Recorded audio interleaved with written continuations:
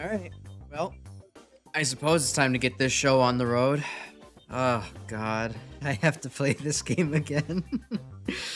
I'm hoping that nothing else is going to be as ridiculous as Snipe Anteater, and I can just come back with X, and we can all pretend that that didn't happen last time. Hello. Hooray! It's me. We're back to X7. It's going to be a truly interesting experience. I hope you had a good extended weekend, if you got one. I had a pretty alright one. I spent most of my time doing various stream-related things. Largely Blender, even though I should have been video editing, I decided to spend time in Blender, but we can get back into that at some other point. But yeah, no, I mean, I'm going to try to keep having fun with X7. There's probably something in this that is worth my time. Just, you kind of have to look past the other stuff. Not sure if you're planning on re-rolling for a new stage. I absolutely am, but given your options left, Stone Kong would probably be the easiest one currently. Gungaroo would also be next via weakness order. I will give the random ones a shot, but I will also say this. I will set myself like a... let's see, how long did it take me to beat Crow Boy last time? I think it took me like 20-30 minutes to actually beat him properly. I'll say like if I can't move past a boss in like 20 minutes, it just looks like there's no hope, I'll just choose a different stage and start up, like, you know, just to keep things a little bit different, just to keep that momentum going. Genuine question for you and the rest of chat. You got into a heated discussion with a family member about, in an emergency, can you chop down a tree using only a fork? What is this Minecraft logic you speak of? It's like, I mean, you I guess you could, but your arm would probably break in that time. This, like, I say Minecraft logic for a reason. You can punch down trees in that game because you have enough stamina and your arm doesn't break open. But, like, doing that in real life with a fork is only slightly better than using your hand, I guess. Like, it's at least a pointy bit and it's metal, and it's, like, not your hand. But, like, I mean, you'd probably have more success waiting for the heat death of the universe. Like, I think you'd break your bones before you actually break the tree. So, I don't know. Maybe if you have, like, 10 years on your hands and you really can't get around this tree, yeah, you can go at it. The family member in question seemed very confident in saying you could chop down any tree with a fork without issue. I vehemently disagree with their logic. Yeah, without issue is a very strong statement to make. A very incorrect one to make as well. There would certainly be issues. Alright, Alia, come on. What you got for me? Oh, I'm shocked Alia isn't telling me, like, is this the data you want to load? She's been so vocal throughout the rest of it. Okay, we don't need to watch this love story again. Alright, so... Oh yeah, I forgot I was doing this as well. That I was actually showing my dice rolls this time around. Okay, well, let's, Guess I need to bring up another window now, don't I? Okay. Alright, well, you know what? I don't want to burden things right now. I had enough trouble getting Firefox to work on Thursday. I'm not going to try it again without a dedicated prepared window that I can crop, so I'm just going to pull up the dice roll on my phone again, and we'll see what we get. So, let's see. We're only going to take 1 through 6, because we're not going back to Snipe Anteater. Once again, for anyone new, we're doing random selection of the boss order. Last time it led us to Snipe Anteater, who very resoundingly kicked my ass, because not a very well-designed boss. And I don't know, maybe I'm just bad. But we're going to try random for the other 6, and, you know, hopefully we'll be able to get somewhere. So, let's see, we're rolling now. And we hit a 3. Okay, so that means that we're going to go after the radio tower. I don't know who the hell this is, but we'll give it a roll. Hey, hit it.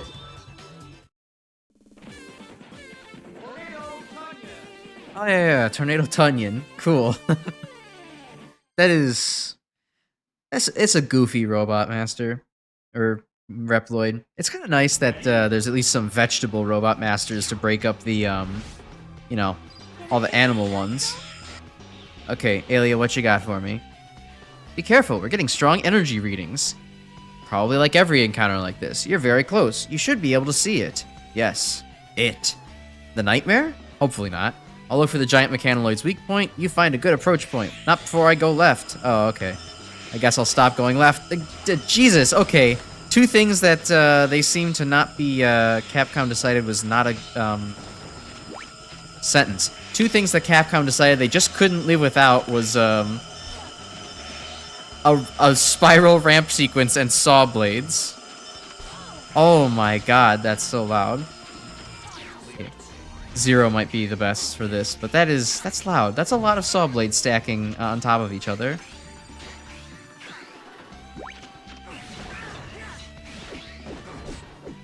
Alright, I will say it's at least... I think this is maybe at least a little bit more interesting than the usual stair climb of X4 and 5. We have a central thing coming in the way, being in the way here, blocking us from moving. And I don't know how much this is my computer feeling overloaded from both streaming and playing the game at the same time. I've heard that X7 has some issues with streaming, which I don't think we experienced last time. But, wow, there's a lot of slowdown in this area. I guess the Mega Man series is no stranger to slowdown, but I think by an IP this established at this point, they should maybe learn to call it quits at some point. Also, Zero's osteoporosis is kicking in and I'm dying. Great, okay. Tunyon stage is pretty simple, if a bit on the obnoxious side. Mainly the mini-boss, some of the death pits. Once again, X6 proving to be the superior X title because it doesn't have a spiral staircase level. True. I'm so glad that it didn't. That X6 decided not to do that. Because I playing X5 again last week. It wasn't so bad, but it was still, you know, not super fun. Playing. Oh God, whose level was that? I already forgot. See, that's how memorable X5 is in my mind. Okay. But I also did play X4 again this week on a whim. And unlike X5, actually, my opinion of X4 did not really improve all that much. It improved a little bit playing as Zero, actually. When I was I guess the first time I played Zero in X4, I just chose like a really bad order, which brought me to Storm Owl super early, and like that is just a very Zero unfriendly boss. So this time around, I actually managed to get Storm Owl a little bit later in my well, managed. I actually decided to take him on a little later in the rotation, and you know I actually had a little bit more fun with the game, slowing down and playing it. Jet Stingray's stage is still obnoxious no matter what you do, but, you know, otherwise, it was much more manageable actually playing the game as Zero than I had first thought. However, playing as X, the game was still just the same as I had kind of remembered it before. It was extremely easy to play, like, just ridiculously easy. I did not have to think at basically any point in time during that whole playthrough. Alright, I guess we should bring Axel out. And, like, I mean, I tried using not the Plasma Buster, but the other upgrade, but, like, that other Buster upgrade was just actually a downgrade. It was too hard to, like, understand how to... Like, I knew, obviously, it's like, okay, yeah, you get 4 charge shots, you want to prepare them, that's all well and good, but, it just... Actually firing them off just did not feel right, because you kind of had to, you know, first charge and then shoot, and that's just kind of a mess. Didn't feel right. Oh, there you go, Axel. You're finally locking on now. Axel? There we go. Okay.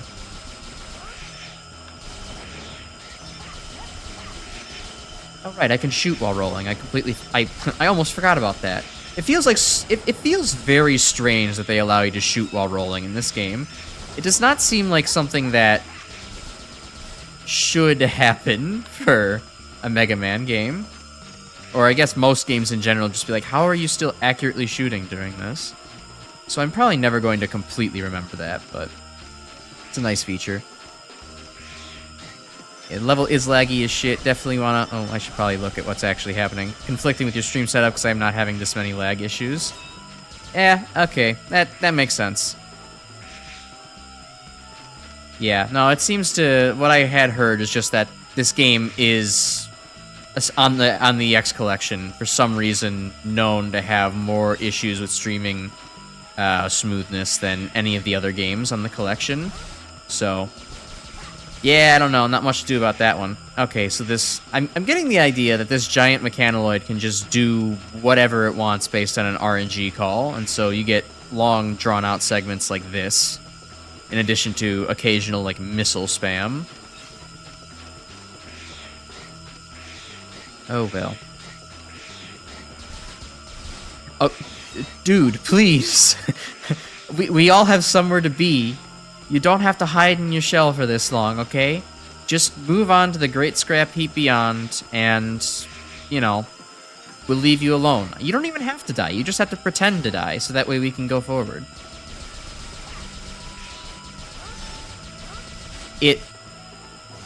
Why do I try pleading with the game? The game only takes. It never gives.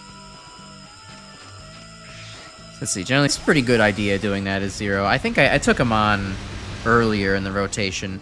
It actually let me an appreciation for Magma Dragoon's, like, pattern design. I didn't really get it the first time I played the game, but then I understood that, like, a little bit below half health, he switches what he does.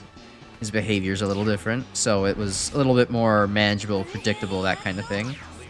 I probably should have actually healed Zero up. I thought that he would have gotten automatically healed between halves of the level. Head for the top of that tower, don't gotta tell me twice. We're getting an even stronger reading than the last one. Whoa. X4 is probably the easiest in the whole series. Yeah, it is. Good for newcomers. I would agree with that. If you really wanted to get people into the X series, then X4 would definitely be it. But for, I don't know, someone like me who's kind of experienced a lot more Mega Man, I could give it. I could leave it. Take it or leave it. Then you'd use bounding. What a pain. When he stops, his barrier blocks all attacks. As soon as he moves, attack. Wow, okay. You look like you're at the right size to be A-transed. Oh, you actually do something. You don't just sit there and jump the whole time.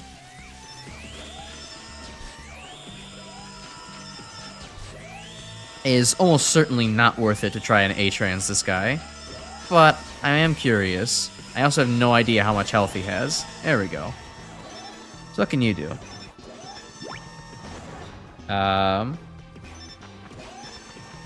Okay, so same idea. Interesting. Oh yeah, well, looking back and trying to get timestamps as well, a little earlier, I noticed, I think I understand what's... Oh god, this is a terrible place to use the A-trans. I think I understand what's happening with the A-trans semi-invincibility. I'll just die. It's... Oh, okay. Go back down. It's that it seems that when, I will take contact damage while in A-trans, but I won't take, like, projectile damage while in A-trans. It's a little strange. Oh boy, Zero would be great for this right about now. Too bad that he's, like... too bad that he's, like, dead.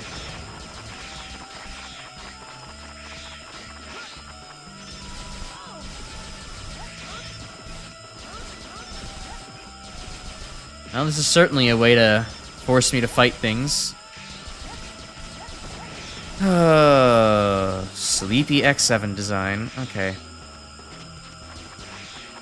Wow, they really ran out of ideas for that one, huh? They said, we need to stick 16 Reploids in an area. Let's just... Yeah, that's fine. That'll do. Just put them all in a row like that. And the bats just go away. So weird. Since last stream, you started playing the various Game Boy games. Ooh, good stuff. Finished Brothers Revenge through 4 so far. Yeah, actually, I'm a pretty big enjoyer of the Game Boy games, even though they do have some screen crunch issues and definitely some poor game design choices. At the very least, I'd say 4 and 5 are very good on their own.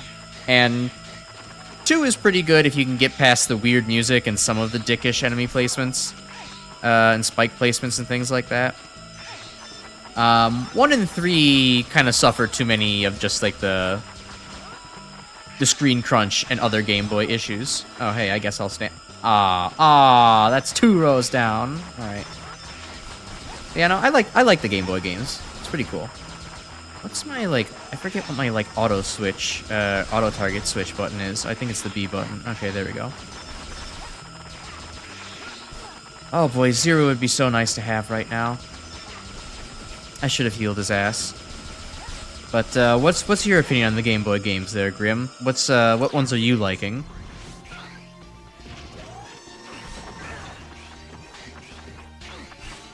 I think regardless in the Game Boy games, it's also at least cool the fact that you consistently get to have 4 weapons from one game and 4 weapons from another game. And the fact that, 5 is completely unique on its own is really cool.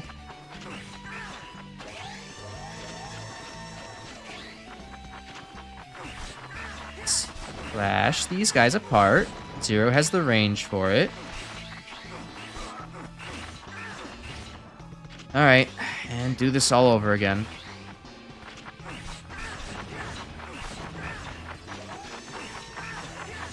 I's Revenge is pretty great. 2 was poo-poo Garbo. Oops, oh well. Different opinions. 3 was alright. 4 was great too, but the final boss kind of sucked ass. Remind me, was 4... Did 4 have the time bomb final boss? Because if that's the one that I'm thinking of, yeah, I kind of agree that one's not so great. But, I mean, otherwise, I thought 4 had, like... I loved 4's, like, giant Wily robot fight. I thought it was so fun to be able to, like, take down the fists and then take down the big head and all that. The music was great. It iterated very well upon itself. Very big enjoyer of Game Boy 4.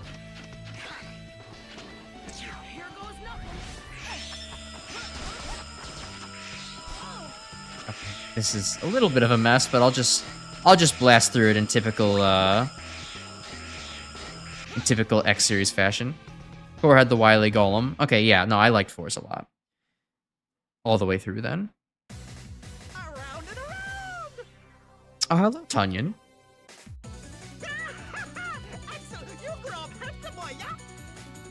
That's an accent to put on. I mean, okay, it's no worse than having, like, thick Russian accent on your robot, but, like, I think they're trying to go for, like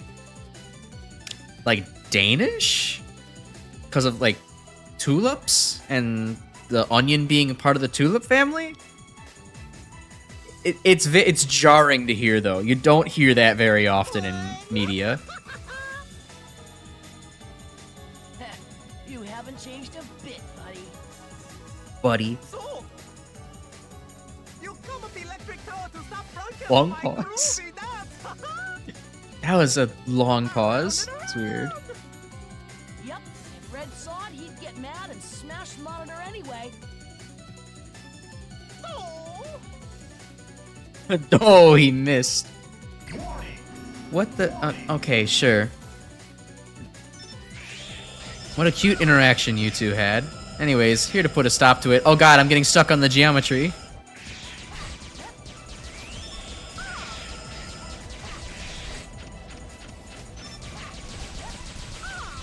Alright, well, Tunyon's just gonna keep doing that. That makes my job easier. Bubble Light is OP as fuck in Wily's Revenge. Huh. I'll have to keep that in mind when I eventually replay the Game Boy games. I've only ever played each Game Boy game once. I would love to go back and revisit them at some point here on the channel. In fact, actually, my start here on the channel was playing... I can't believe it took me this long to remember, but my start here on the channel was actually playing 4 and 5 for the first time. Those were my first serious streams on the Crash Icarus channel. So it's kind of cool. They have another slightly special place in my heart, even though those streams weren't exactly cinema. They were, they're notable. They're noteworthy to me. Oh, okay, I see. So Tunyon has armor in the form of these petals. Boy, he sure hasn't hit me once. Oh god, why is the camera like this? The camera is trying to do the default thing of following behind Axel, but like that is 100% not what I would want it to do. I would want it to like, you know, kind of hit the midpoint between me and the boss, so that way I can always have both of us on screen. Whatever. Anyways, I shouldn't complain when, even when I'm in his hitbox, he can't get me.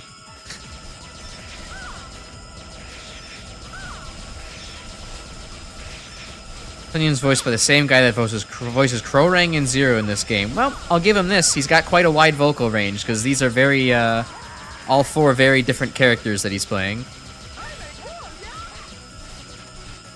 Oh no. What am I going to do? He's sending walls of projectiles at me in a three-dimensional space.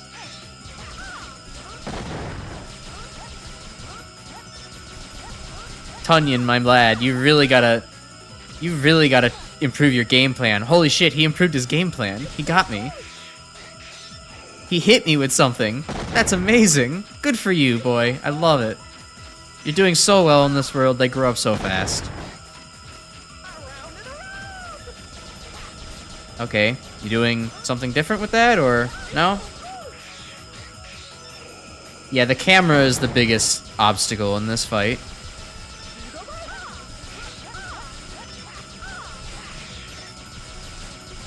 Alright, well, he got me once with that, and I'm pretty sure never again will it happen. It's always the same every time. I could probably get in a few cheeky hits with Zero to make things go a little faster, but might as well just keep it easy. Actually, you know what? Fuck it. No, I'm getting impatient. Add command dash. God damn it. Okay.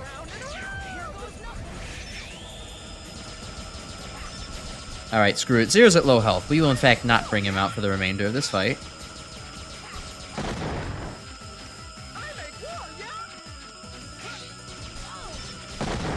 Is he saying I make wall? Yeah?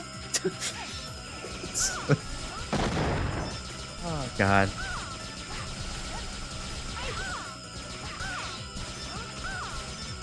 Certainly some dialogue choices in this game.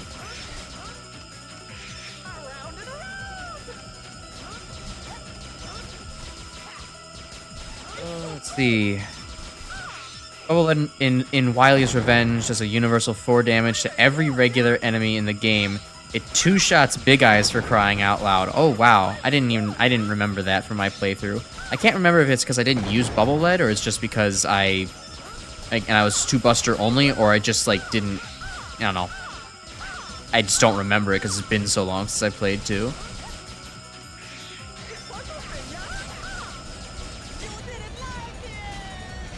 Okay, and Tunyon is down. Dat. Okay. Ooh. Smack myself in the face a little bit. Come on. Come on. Wake up. Wake up. That was so easy. That was so easy.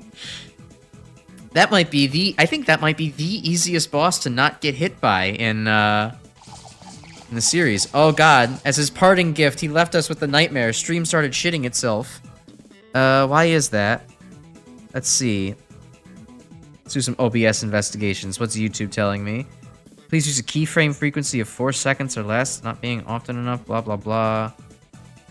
I don't think that's something I ever set. My internet's just a little bit low for some reason. Just gonna give it a second and maybe see if things catch up back to normal. Okay.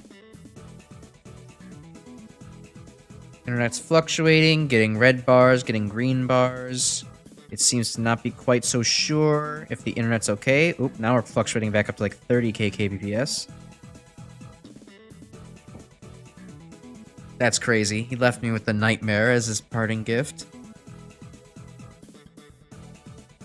If the bitrate doesn't stabilize, I'm going to just lower it and maybe see if I can you know, cheese things that way.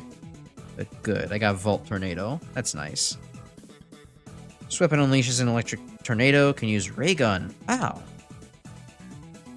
Maybe if I go back to the starting screen, it won't, or get the Volt Tornado off of my screen, things will become normal again? Maybe?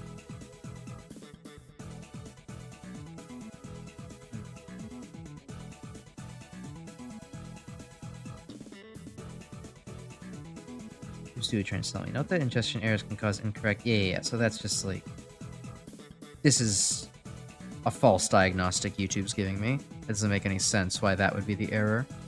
On its end. Let's see. Wiggle the Ethernet cable a little bit. Let's check and make sure that my router didn't come unplugged somehow.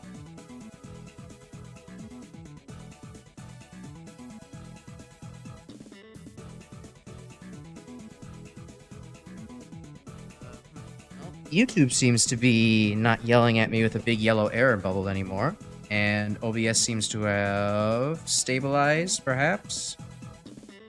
Not quite. Alright, I'm going to see if I can't lower the bitrate right now. Maybe see if that'll help me. Ooh, it doesn't want me to click the settings button. That's a little odd.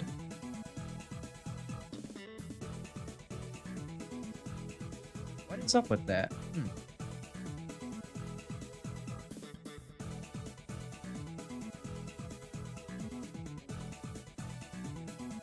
Stream. Let's just lower that to where the connection... Oh, wait. Is OBS back? It's not going to yellow bars or red bars anymore. No, it definitely is. Oh, God. Oh, God. Okay. Let's just apply that lower bit rate, see if we can't get things to actually work.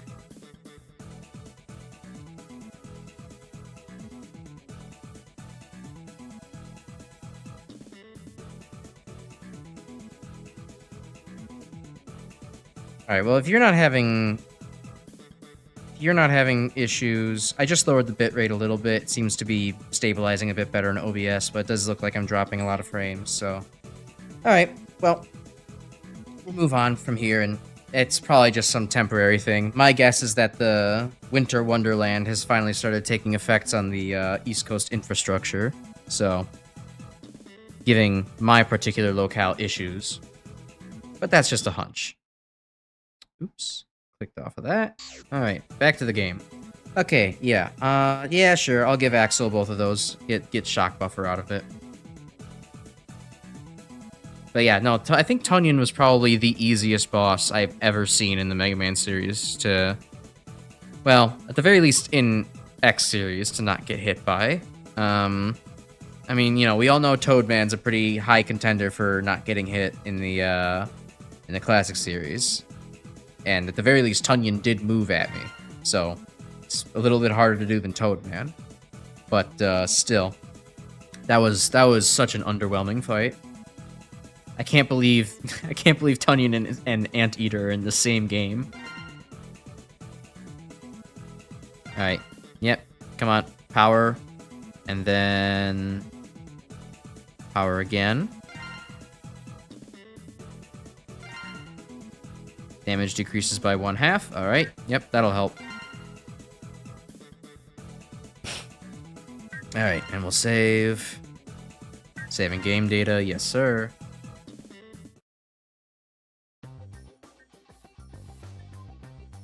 Alright, sweet.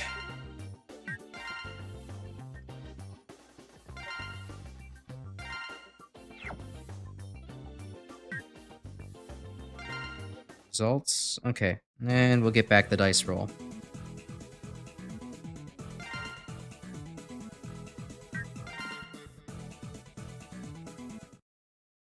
God, playing this game is like waiting in line at the DMV.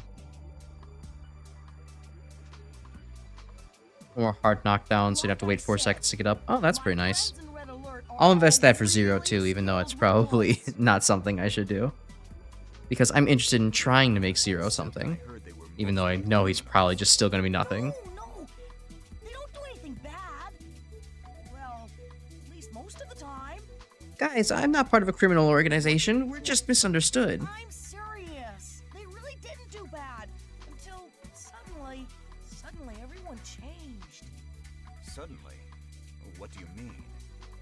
When the Maverick Hunters, even the Reploids, stopped following Red's orders. Okay. I didn't think the Maverick Hunters listened to Red. I mean, I know that there was a whole, like, the Maverick Hunters aren't doing their job, so we're also gonna start taking down Mavericks, but, like... What, Axel? Anyways. Alright, next stage, come on, let's get some excitement in this. Alright, so rolling another d6, ignoring 3. 1, alright, Stone Kong. The RNG just seems to me to want to progress tonight.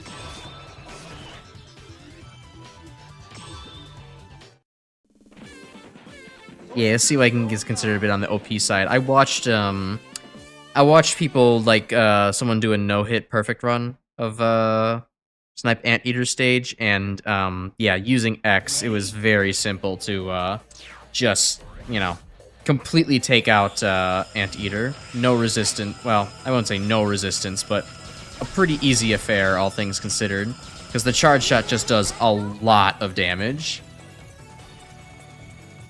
We're getting a DNA core reading. It seems to be emanating from Ruins Man. A robot master? In 20XX? Or 21XX?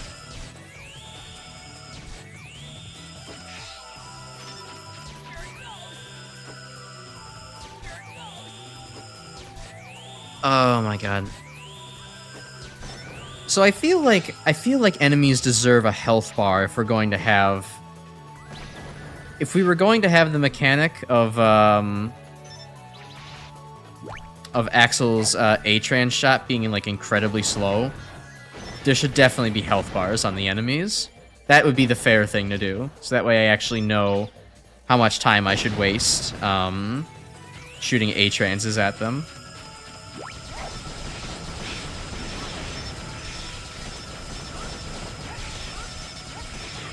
Alright, love that. Love that I don't have to aim at the bees whatsoever. It's a pit? Yeah, that's just a pit. Okay. The funny thing you realize playing Light of Revenge, they somehow made Atomic Fire worse. I feel like I remember that. Yeah, like it just didn't really do very much when I was playing the game.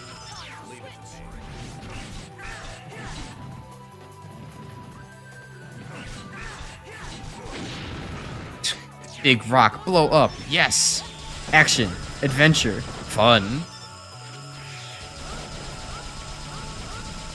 It's just gonna be easier for me to stand here as Axel, isn't it? Yeah. Alright. Game design. Okay.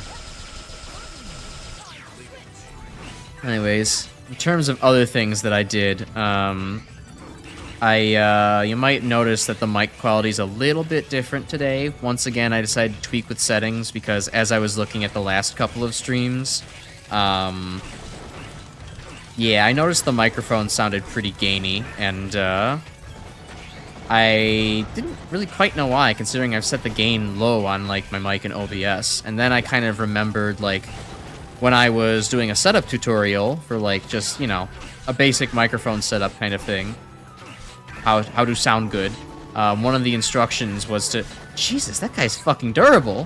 One of the instructions did involve to, like, basically have an expander and set that, like, pretty high, all things considered. Like, one of the things in that expander was to set the output gain to negative 10 decibels. So basically anything that was below, like, a certain quietness threshold would get amplified, like, not only by the 3-to-1 ratio that it was going to try to do in the that the amplifier was going to attempt to do on its own, but then also add another 10 decibels of gain to it. So yeah, I definitely sounded pretty harsh in the last couple of videos, and hopefully I sound a little bit better now.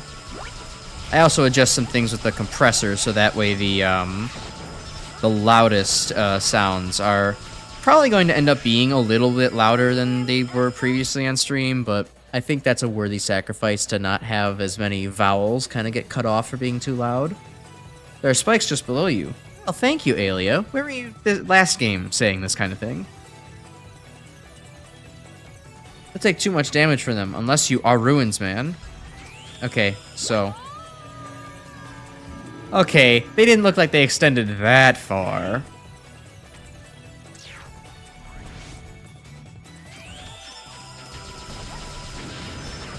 These are durable, but Zero's output damage is... Yeah, it is pretty damn bad.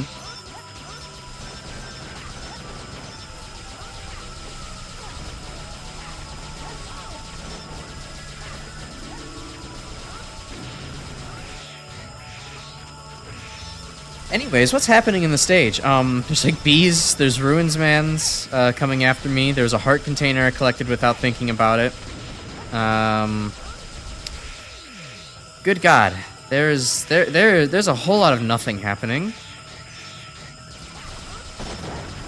It is difficult to stay interesting, especially when I didn't really do all that much this weekend. Like, I mean, at least nothing super interesting, right? Like I mentioned I did some more work in Blender. You know, I said that, you know, I'm not going to overdo it in making, you know, a temporary Vroid model. And that still, you know, is the case. But,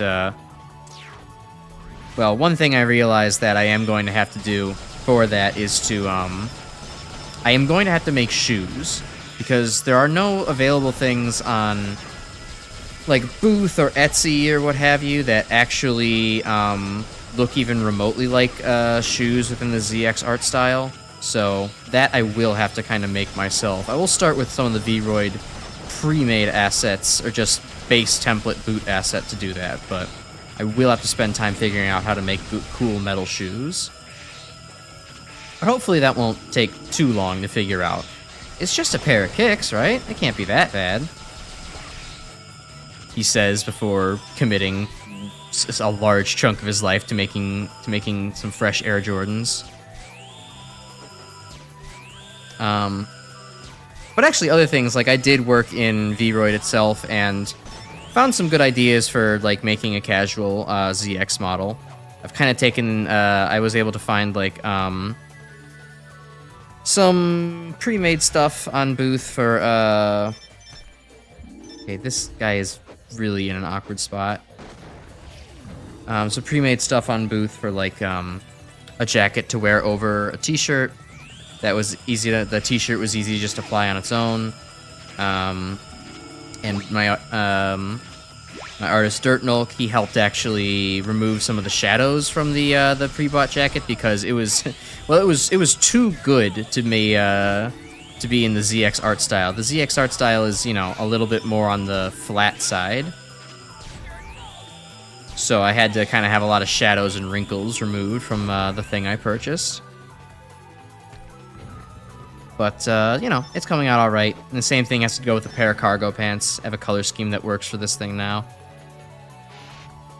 And added some highlights to my hair, and, you know, I think it's looking pretty good. I can't wait to actually get it done. Although it is, of course, you know, in some senses, I really can't wait until it's done, because I want to do it more than I want to, and finish that more than I want to video edit. But I know that that's not the best bet of priorities to have, so I'll do my best to keep a balance between the two.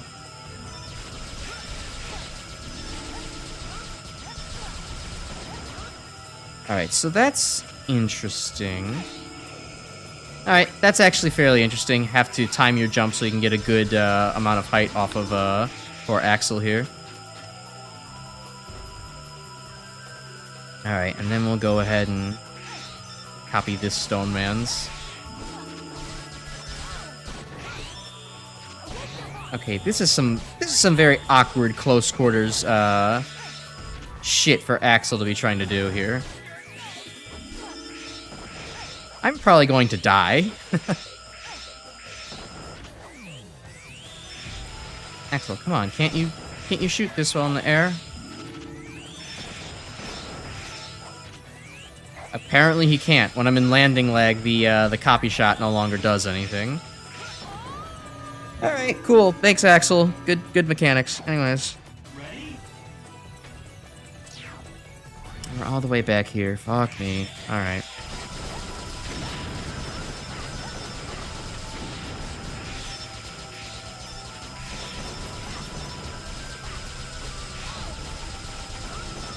Playing the Game Boy Mega Man games, you have found a ton of functionality differences between the Game Boy weapons and their NES counterparts. Leaf Shield inadvertently becomes OP due to a dev oversight. I feel like I remember that, but I don't quite remember exactly what that was. What was it?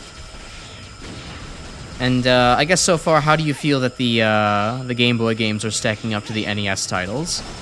Because I would say that it's very much a I think it's kind of a mixed bag. Some of the Game Boy games are, I think most of the Game Boy games are similar in quality, though it's kind of like I would divide them into like 4 and 5 are a tier of their own, and then 1, 2, and 3 are kind of their own, are kind of the other tier, quote unquote.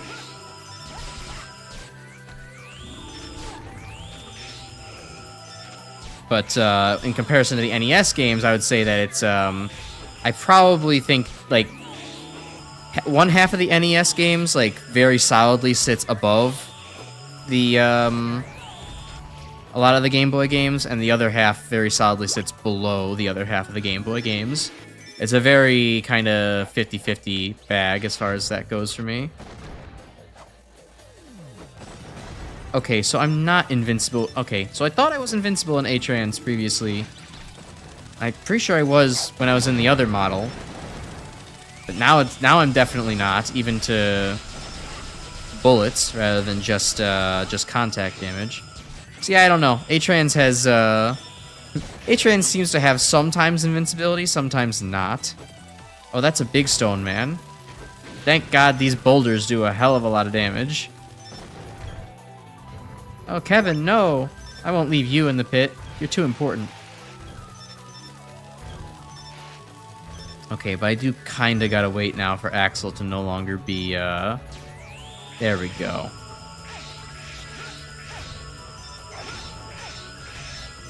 Anything on top of this big head? No? Not this one? Okay. Actually, wait, yes. This is solid. Oh, that's where X's capsule is. Okay, good to know. Let's see.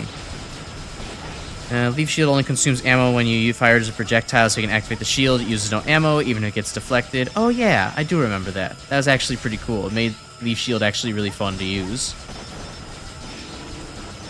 You could kind of, you know, ram into enemies with it. Even if it would fire off whenever you moved, you just got close enough and, you know, wham. Oh, there's like a thing up here? Hold on a second. I gotta collect the thing. I'd say most of the Game Boy games are pretty good. Only bad one was 2, you can tell, honestly. Yeah, I think that's a fair statement to make. I think for me, 3 was the one that I liked the least, but, you know, I still found there's definitely problems with 2. That game is not without fault. Can I... Is that not a collectible? That's gotta be, right? Do I just keep, like... I kept missing it somehow. Okay. Cool. I'll take that EX tank, thank you.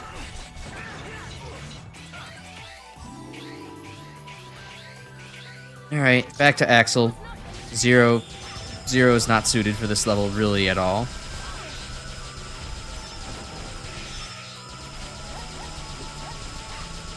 Ah, yes. Big Stone Man. Neat thing about the Game Boy Leaf Shields that each of the leaves consider their own projectiles, meaning it's kind of like a prototype version of 10's water shield. Ooh, sweet. Yeah, I have to play the Game Boy games again. There's a lot of fun quirks to be had with those. Alright, well, Axel will eventually target all the right things. I don't have to worry about anything. Oh, that's what they're doing. That's why they turned gray and weird.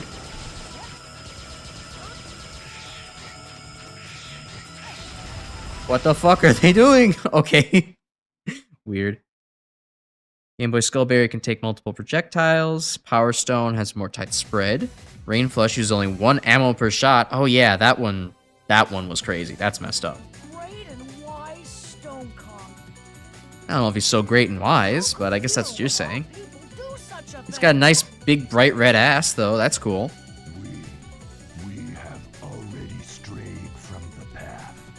We apes strong together. Better than Reploid. All we can do is stay true to our beliefs, wherever they might lead us. What Red Alert is doing is wrong. I know that. Both I've already crossed the line, so let's see how much further we can push it. I fight for loyalty. Ready yourself. Loyalty over justice, despite knowing the fact that this is not just. That's crazy, Stone Kong. You're like a traitor or something. Ow. Oh my god, he just comes for that ass. He does not give you a second to think.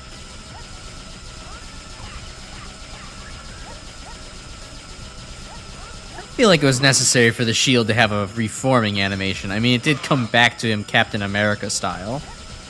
Okay, thank God. At least the camera on this fight actually makes sense.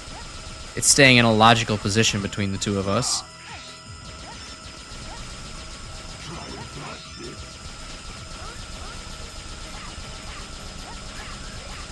Oh wow, he also has very few invincibility yeah. He has very few iframes. Like, I can absolutely just gun him down. He, like, takes consistent stream of damage. Pretty sure everyone else has had, like, a very, very long, cooldown time before when he can take a next hit.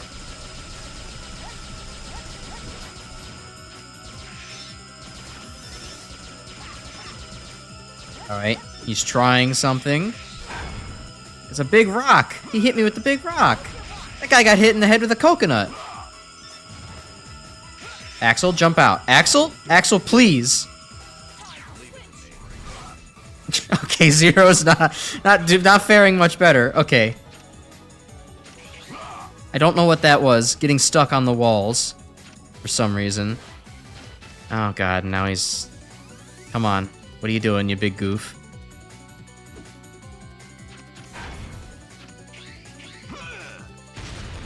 Cool. Okay. Gun him down. Cool. Alright. Yeah, right into the boulder. I wasn't really watching where it went for the first time. Welcome, Gabriel. Nice to have you here. Hope you had a nice long weekend. Hoping if you did anything fun with it, feel free to share. Stone Kong sounds like Optimus Prime if he smoked 10,000 more portals and had constipation. That's certainly a way to think about it. I think he just does... he has a very ape sound. The voice actor did a pretty good job with that one. And a full decade worth of end lag. Yeah, he would not survive in the melee metagame. A Donkey Kong he ain't.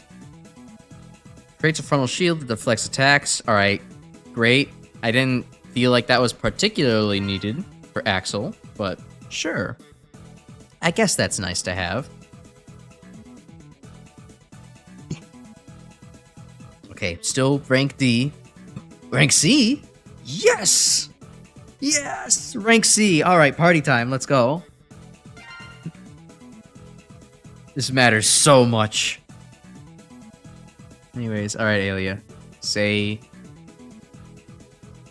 That's interesting. Her mouth actually does animate for every single name that pops up on screen. I feel like she was actually supposed to say every name, but they...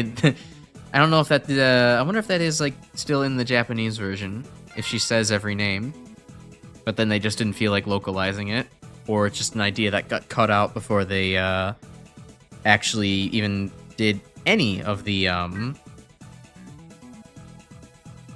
Any dubbing. Saber combo +1, super recover. Yeah, I don't know. I'll give Zero some power. It's not gonna be a good idea, but I'll do it.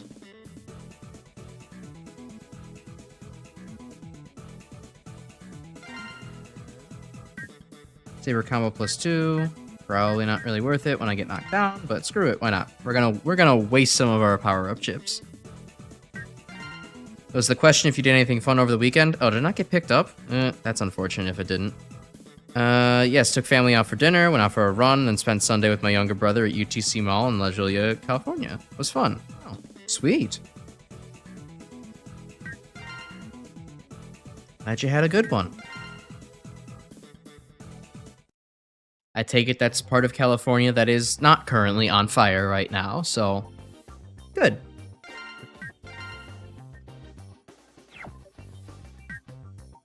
Alright, salt screen. Zero does 1% more damage, still gets knocked over by a soft breeze. We'll figure it out. Again, we don't play optimally here. Go to stage select. Yes, ma'am. Okay.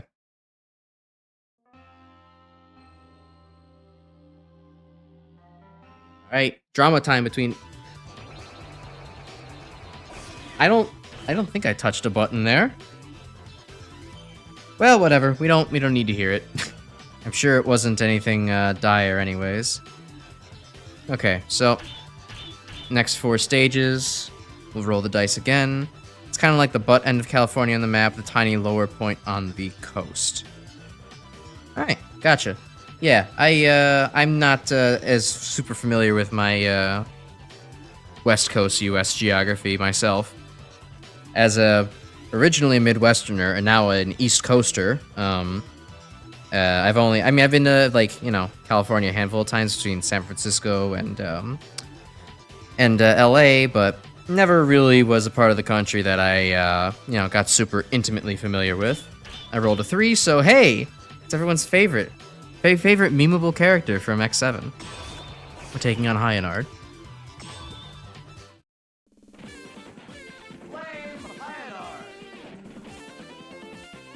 I do gotta say, I don't know. For me personally, I didn't really like the places in California I saw. LA is just a kind of a, it's just a congestion city, honestly. It's really congested and, like, really dirty. I'm not a fan. And San Francisco is a little nicer, but as a personal pet peeve, I dislike the fact that just about everywhere you go in San Francisco, you smell weed like every 5 steps, and like I don't partake in the I don't like that skunky smell. It's not my thing. This factory refines energy from lava. Oh, it's a geothermal plant. Wow, that's like logical. Watch out, you'll melt if you touch that molten rock. All right, thank you, Alia. Fire indeed hot. Oh, that's a bomb. There's a time bomb next to the target. You must complete the rescue before the bomb explodes. Oh, okay. I guess there's a Reploid up front. Alright. Metar, come on, please. Okay. I know this is not the first instance of a Metar in, I don't think that... Yeah, no, this is not, like, the first of an... Actually, wait, I'm thinking. I think this might be the first instance of a Metar in the X series. I don't remember seeing one elsewhere. Anyways, that guy died, and I didn't care to actually rescue him, so... Oops. Winged Reploid, okay. Whoa, hey, he's like spewing toxic goo everywhere. That's crazy. He's like bloated. It's Gutsman 4's cousin. Okay, alright. Oh, look, okay, look. That's messed up. The Stone Man Reploid is like... extremely tanky and like takes 500 bullets to the face to actually die. This guy like dies in 3 hits. Can I not move up? Nope, I can just hover like this. Cool. Great, thanks for giving me one of these in the pit game. Real useful. Maybe brain disease must have been an X1 in all the PS1 games. Oh, well, yeah, I guess I do. I guess then, yeah, I do have brain disease. I have not been paying the slightest lick of attention. I think maybe it's just because, I don't know. The X games, it really does feel like I can... Enemies are very much cannon fodder. I don't think about them, like, at all as I'm blasting my way through the levels. As long as they die, I'm happy. They don't present like a... I never feel like, well, there's this particular enemy in the way, and unless they're a shielded enemy, this particular enemy... Cool. Great. Thank you, 3D. This particular enemy is in the way. I must, in fact, adapt my game plan around their movement pattern. That just doesn't happen when I play the X games.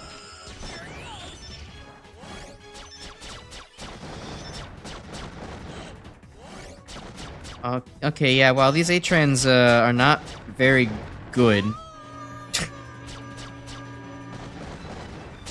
Ready?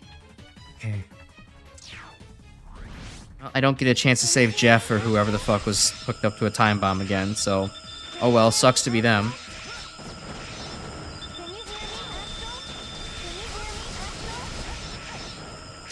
I'll just rush past, it's fine. Now this is how X7 is meant to be played. Not even giving a shit about the enemies in front of me.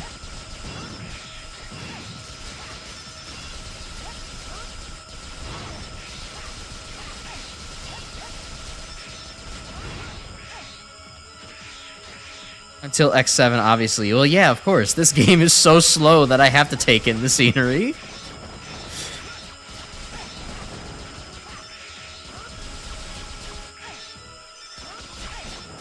It's like, oh, the scenic Matar. Yes, I understand. Everything makes sense now.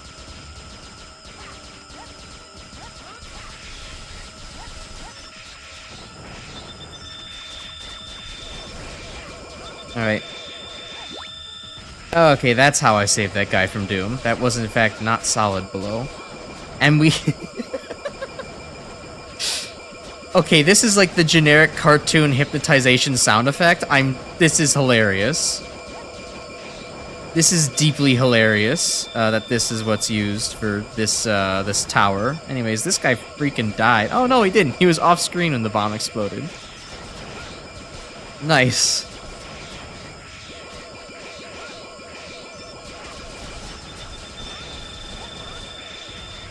Make sure that explodes off screen so that way Leon doesn't die. Yeah, there we go. Leon's okay, everybody. Don't worry. Oh no! Axel and his osteoporosis. Okay.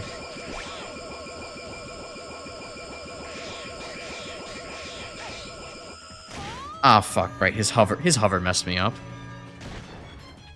Didn't expect him to hover for an extra... Oh, and we're still back here. Okay. How about another topic for discussion? Does anybody here actually... What are people's opinions on Taylor Swift? I, randomly thinking about this. I'm not I would definitely not call myself a Swiftie, all things considered. But, you know, I will say I do enjoy me some white girl music from time to time. White girl music speaks to me on an emotionally petty level and self-absorbed level that I really just can't get anywhere else. Especially when I'm feeling down in the dumps and, need to, like, feel full of myself again. And so, you know, usually something from like Taylor Swift will pick me up in that aspect. I'm a sucker for what is it? Antihero and You Belong With Me. Wonderful music. I have no complaints about that whatsoever. And yeah, I was definitely earlier this week I was humming Antihero nonstop, and I'm sure I will again, and no one can stop me.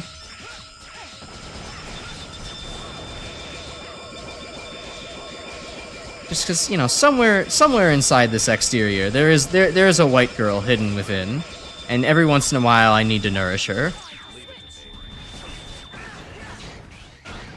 Okay, hey, that's, hey, Dragon, like, that's not where, like, I am. You understand that I'm not in that dimension, right? Comically loud explosion effect.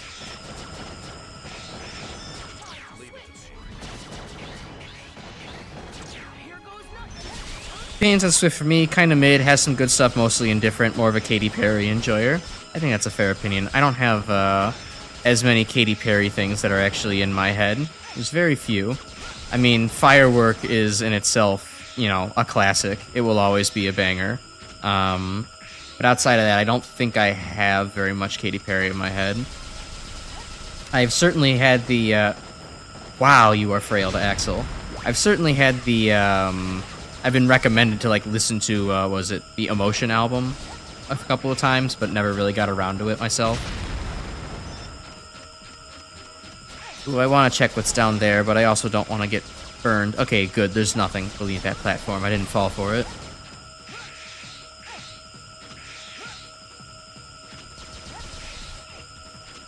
Oh, I see that sneaky Reploid up there. And I can't wall jump on the non-geometry on that wall.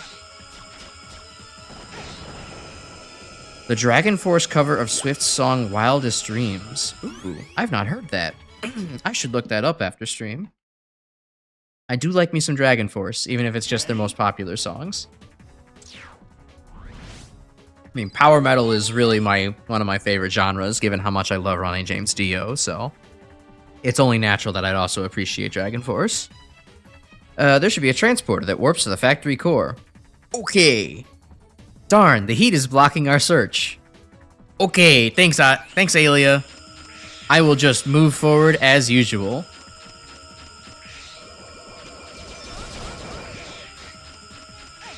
Yes. I see why I was supposed to, take the A-trans on that guy. Here, I'll take it from this guy.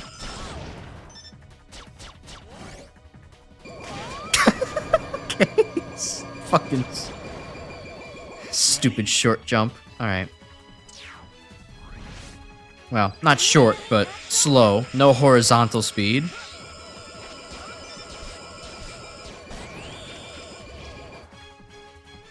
How did this work again? I hold A? I hold A. Okay.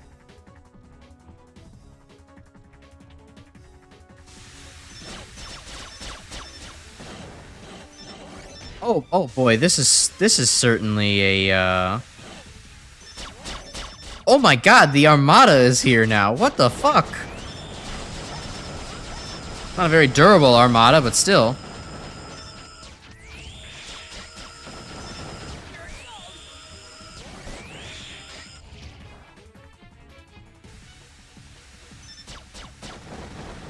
Alright, goodbye, Matars. Oh, okay, okay, there's another big boy. And then we have that teleporter that Alia was talking about. I guess I'll explore around the area before taking it out. There's probably some Reploids that I didn't see. Although it would probably be best to save some for X.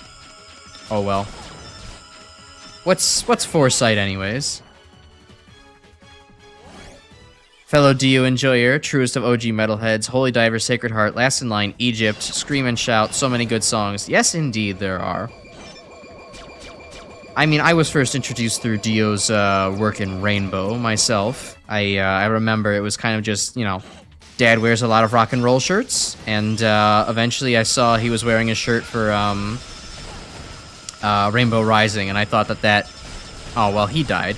That cover art looked real good, and I was like, you know, I'm so interested by the cover art alone. Hey Dad, you got any Rainbow? And he says to this day, it's like, that was the day where he was like, finally, my son is finally getting into like music properly. Not just like the couple of like Metallica things we played around, but like all music, a little bit broader than just, you know, as metal as possible. And haven't looked back since. Oh, Mega Man 1 rules. Interesting. Ready? Thought I would have iframes from that at least. Let's see, what would I say is probably my favorite from Dio?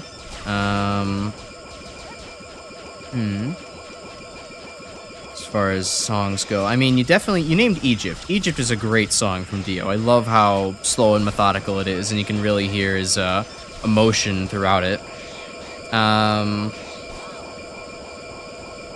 As far as a good rock out songs, all right, bye, Axel. Was it I Speed at Night and You Rock are really great ones. I also like what is it? Goes Shame on the Night. Shame on the Night is really good. Dio's vocal performance in Shame on the Night is breathtaking.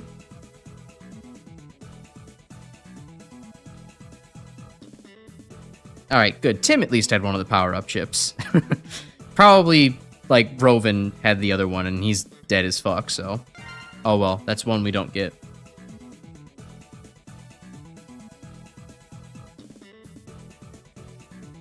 Alright, so what are Axel's other things he gets? Rapid fire normal attack, already got that.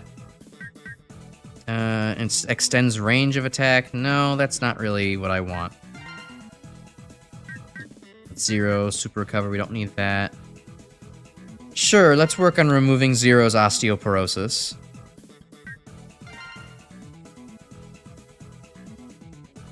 Scream and Shout sounds like an absolutely killer boss theme for an action game. Yeah, definitely. Alright, retry. Come on. We can get through the rest of the stage. My first exposure to wow. Your first exposure to Dio was the Holy Diver music video. Mostly explored his discography after he passed, since he was supposed to be part of the Big Four tour before he died. Yeah, basically almost every single musical act I know I have explored them post-mortem, just given the fact of, you know, the generation I was born in and the generation they were born in.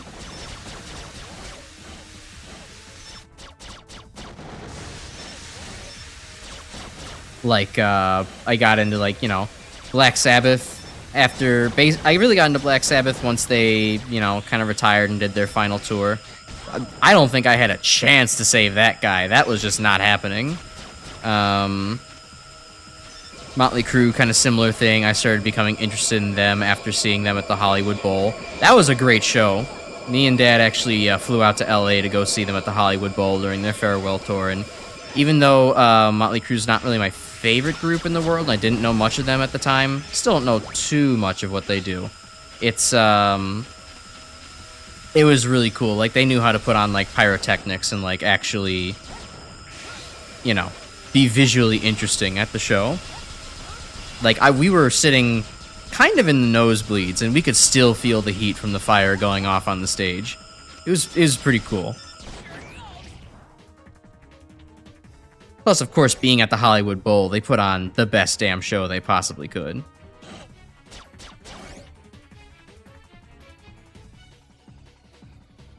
Let's see. I've also seen, like...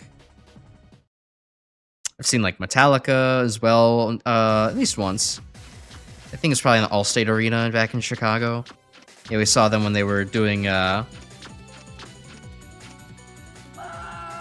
Sorry, I got super distracted watching these two, like, walk casually by each other as friends. It was a fun show, but it was back when they were doing their Death Magnetic tour. Had a good time with that one, honestly. Wouldn't mind seeing them again, although, honestly, 72 Seasons is not an album that I really care much for, so I doubt that if they play that a bunch of times, I'm gonna be like, okay, can we get to the other stuff that you have on your discography? Thanks, Metallica. Yeah, it's Hyanard. Don't you see his live reaction over there? Causing my suffering. Then if I tear you to pieces, the pain will stop. Okay, sure, Hyanard. That makes sense. Alright, Axel, it's kind of hard to... You can't really sound hard when you sound like Tails. Let's see, as a JoJo fan, you felt an obligation to explore his discography, given that he's the namesake of the series' overarching antagonist and whatnot. Yeah, JoJo also definitely made me expand my musical repertoire a little bit to understand, like, oh, Wham, Cars, those are groups, huh.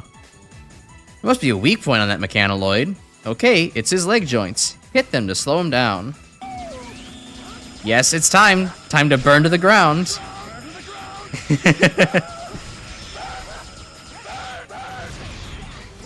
Oops, changed weapons again. Burn, burn, burn. Burn, baby, burn.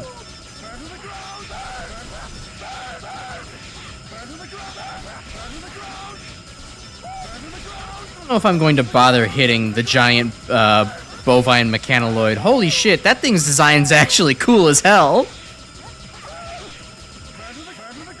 That's just a cow skeleton as a robot. That is metal as fuck, and you cannot tell me otherwise. Alright. I notice I'm not actually depleting any health bars by shooting them, so maybe I'll go ahead and shoot the cow instead.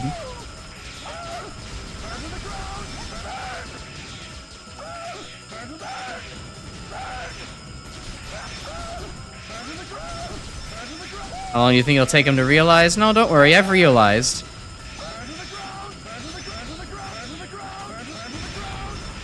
I can wall jump up these cuffs. I guess maybe I should do the slow down thing first. Oh, okay, it finally took enough damage. There we go. Okay, that's very weird. Why is Hyanar Gemini Man, essentially?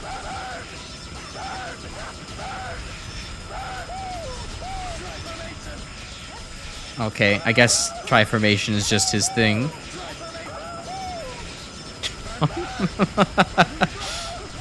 This is every bit as chaotic and insane as I was hoping it would be. This is delicious. Or should I say, this is delicious!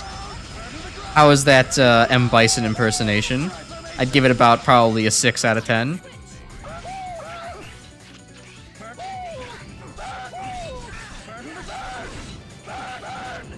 Now is just a good time to just get damage in, is 0. Just hurt Hyanar. It's fine.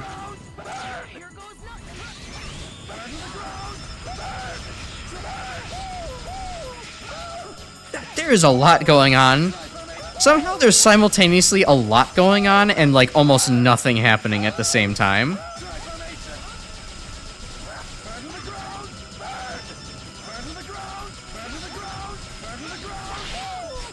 Ah, okay, and if you're outside of it, he lunges at you. Gotcha.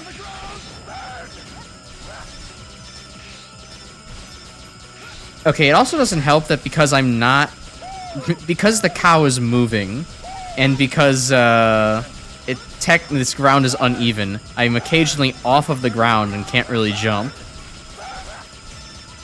So instead of burning to the ground, I'm stuck to the ground.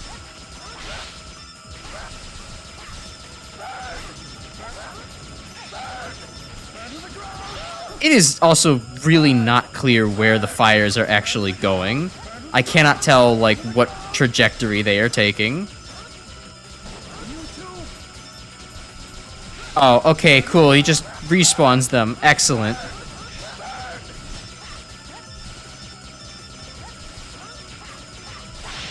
Chat, what the fuck is happening right now? Is this a fever dream?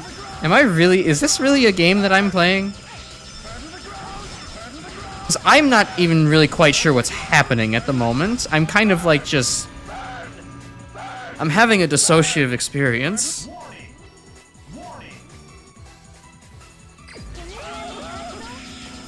Five out of 10 inflection could use some work. All right, we'll workshop it. We'll workshop it eventually.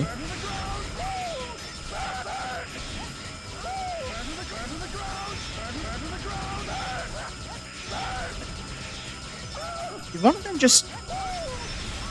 Did one of them jump into the lava just now? My eyes were elsewhere, but I think one of them just jumped straight into the lava.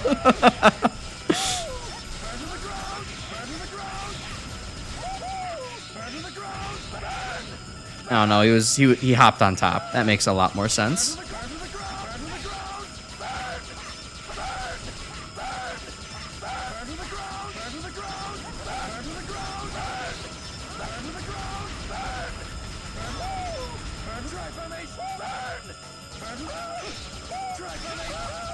Okay, so let's not get stuck in the tri-formation pattern, because then he actually starts doing things. You just gotta bait out enough rockets so that way he doesn't do that.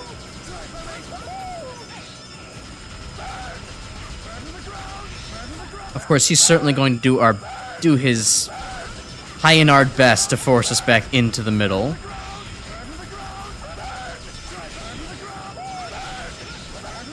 We'll just have to sneak in pot shots, and that's just how this boss works, it seems. But otherwise, his pattern does not seem all that complicated.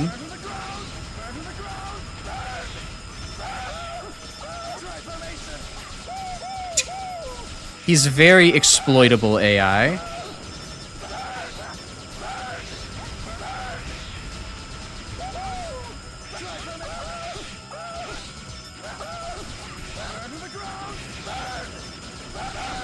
Yeah, I never understood, I mean, this being the prime example of why I never understood it was a fun thing for most Japanese game developers at the time to be like, you know what our game needs?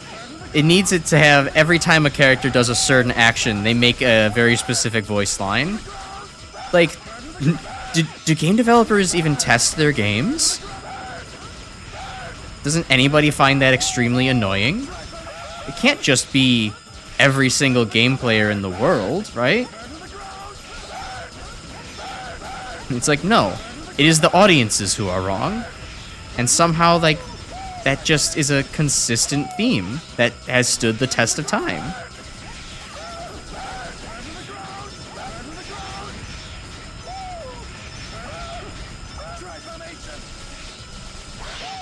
Oh no, he got me into the tri-formation. This ain't good. Alright, well, next time he does his,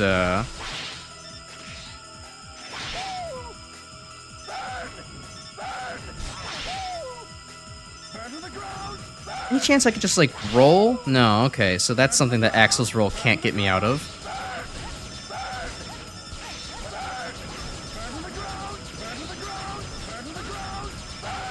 Boy, this is very not fun to get stuck in.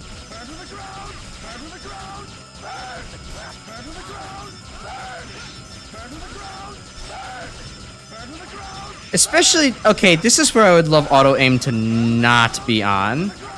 It is actively making this way tougher.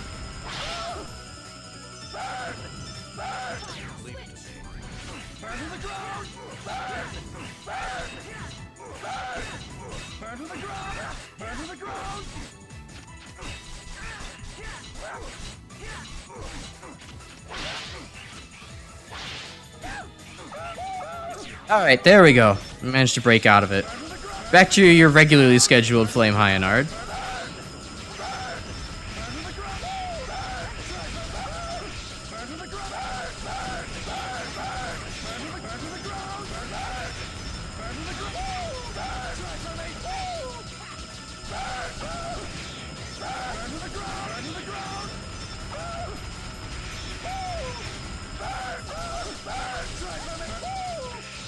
It's a bit annoying that he's also not, he doesn't seem to be vulnerable when he jumps over.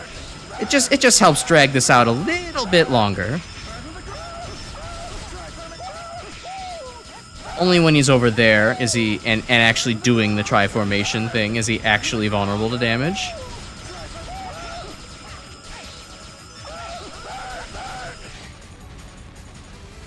Okay.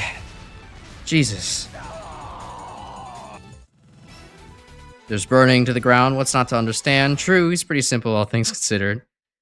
Hey, just in time to hear this? Yeah, Alan. Good, you got to have your ears bleed too. Just checked. He ran off the ledge like he was late for a meeting. Okay, cool. So I wasn't actually insane. I could maybe turn that into a short. Although I'm sure I'm not the first person to observe something like that. It's called Anime Crash. Everyone knows you have to announce the attack with a distinct noise before you throw it. Yeah, I know, but it's okay. We can move on from the things that we were born into. We are not stuck in set in stone. Use double bullets. We can grow, we can evolve. Just like how all VTubers used to be, you know, idol girls trying to sing and act pure, and now we have femcells in the space. Like, that's just, and boys even. Like, that's just how time works. That next time, not sure what you were saying there, but thank you, random citizen, for commenting. I didn't even know his clones could just run off the ledge. Huh? Maybe I did find something interesting and unusual. Okay, guy. Oh, sweet. Cool. Matthew had the extra chip. We didn't actually lose anything. Alright. I will cure Zero of his osteoporosis. He will be able to, like, not, wait. Damage decreases by 1/2. Wait, so that's not the same as Axel's. Oh, wait. Yes, it is. It still says 1/2 on there. Alright. Yeah. I'll cure Zero's bones. Nope. Didn't want that.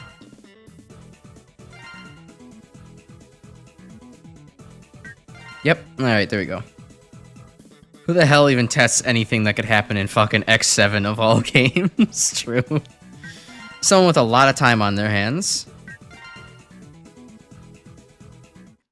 Speaking of, I haven't pulled out a single special weapon and actually managed to use it on anything yet. I think I'm going to whip out the special weapons for the next level. Just so I can say that I've actually seen them in this game.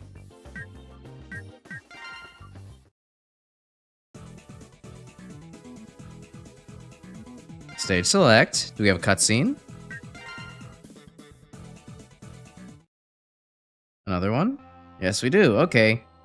Zero and Axel becoming friends again. The red sun in the sky. Axel in his cute little booty shorts. Red Alert has changed. Yeah. Yeah, bud. They're mavericks. They're speaking maverick talk. You have to cut them down. Devoted myself to data collection.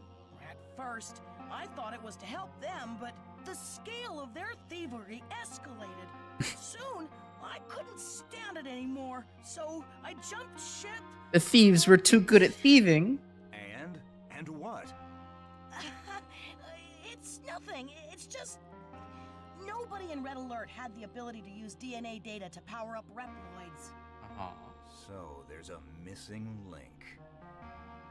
Wow, I wonder if it's the guy that has the power to use DNA data to power up a Reploid like himself. That would be such an interesting missing link.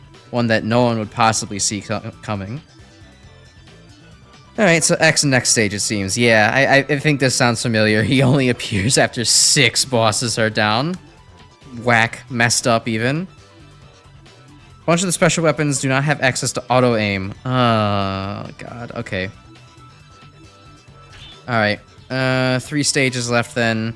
Rolling a 1 through 3. That's a 4, that doesn't count. That's another 4, that doesn't count.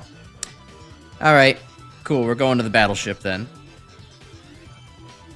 Either at endgame or saving 64 Reploids. That kind of sounds right, to be honest. I could imagine X being like, okay, I understand now. There's so many people out there that I still have to save. You've brought so many people home. Oh, yeah, so I guess it must be, oh, okay, those are the 2 different conditions you could do. Yeah. Alright. It kind of makes sense. It's not fun, but it makes sense. Well, this stage kind of has some cool music. Too bad it's hard to hear over all the sound effects. The old battleship is their headquarters. Looks like they move in convoy. Okay. Anyways, so... Huh. Alright, so right stick is... I can tap to change which weapon I want. So wait, I have... Okay, so I have double gun. Just slightly more rapid. And then a short little fire burst. This is lasers. And then the tornado thing. Oh, okay, that's actually cool. I didn't realize that Axel's, like, actual shot changes as well. Doesn't, Okay, well, they might just be immune to this one. Oh, and then this is the turtle shield.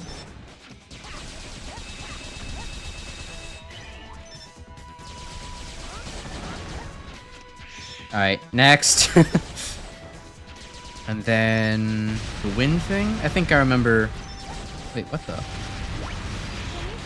Oh my god, this ship is just blowing up. I'm not even doing anything. They're doing that to their own ship. They hit the self-destruct button. Alia, what's up? Are you gonna tell me that I can copy these guys? It's like carpet bombing. You can't dodge that. I got an invincibility roll, Alia. You can't tell me what to do. They only have the power of a runner bomb. Wow, that's nuts. They're conveniently right there. Is this a pit? Oh no, it's an invisible wall. Okay. Okay, so this is that boomerang thing that I was using on Snipe Anteater a while ago.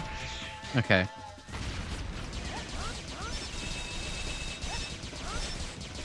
Target his head, please. Thank you. Well, that's a noise. Well, hey, that actually is pretty good for taking that guy out, at least. So, you know, this weapon maybe has some use. A lot of this game's voice talent comes back for ZX Advent, by the way, so if you like the performances here, expect more of the same there. That's not what I wanted to hear. I was hoping ZXA would be a great game.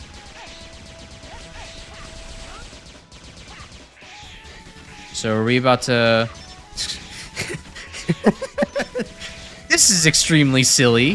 Why not just make it, like, you know, fly off deck? Like, why make an eagle ship if you're just going to make it hover around on a platform? Okay, one cool thing, Heinard's weapon seems to do a good bit of a big ol' explosion damage, so that's something nice.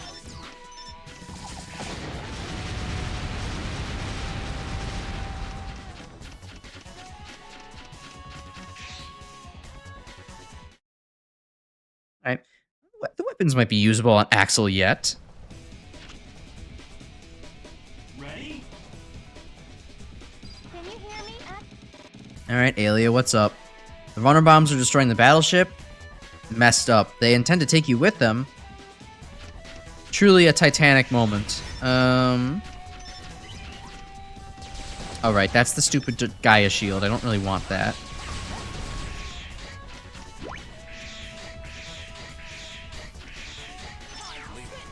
Here, let's give Zero some time in the sun. He has a vitamin D deficiency. Actually, one of my friends got test results a little while ago, and apparently he has some pretty big vitamin D deficiency. He both works from home and is also a gamer, so does not really step outside the house very often. I'm trying to tell him to actually take at least some vitamin D supplements, but I'm not sure if he's going to listen to that. Hopefully he does. My boy could use it. I don't need my boy dying an early death and of depression because he doesn't have any fucking vitamin D in his system.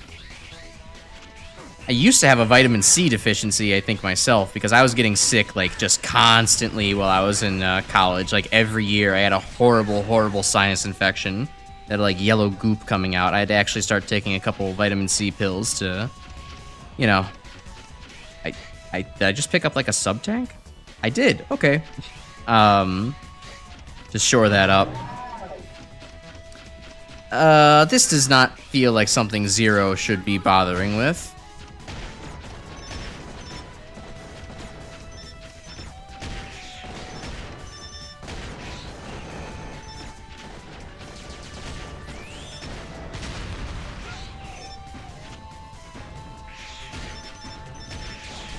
Heinard's weapon is, the problem is it's way too short range to actually, like, do anything useful against these guys. That one refuses to leave the ground for some reason, despite being a tornado weapon.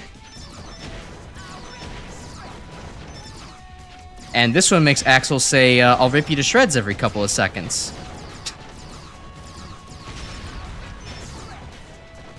Great.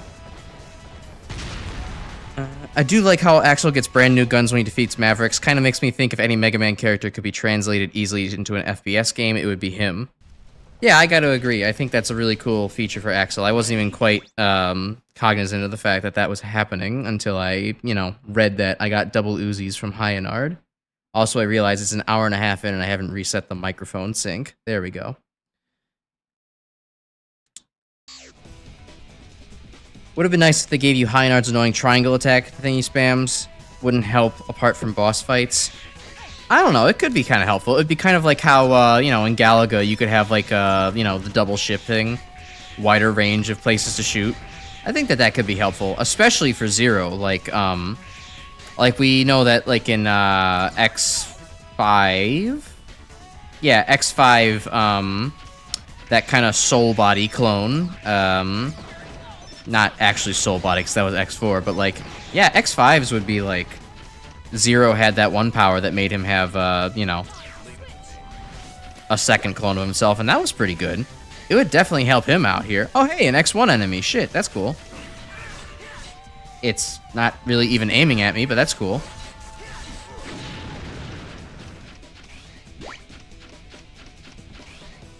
But yeah, no, it would definitely help to have more direction, or well, maybe not more directions, but, more lines of bullets actually coming out, I guess then it wouldn't be auto-aimed, it wouldn't help as much. But it would help with Zero at least actually being able to hit things. Twin Dream, that's what it was called. It's a big guy. Oh, okay, Zero also gets oh, so Zero gets different weapons, huh? That's what his thing is with the power-up, huh?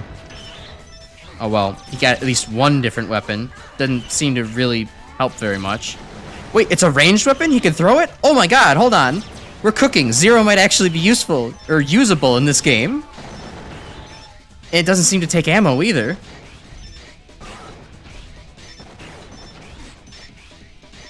That's actually at least pretty good. They had the foresight to realize that Zero needed a ranged weapon.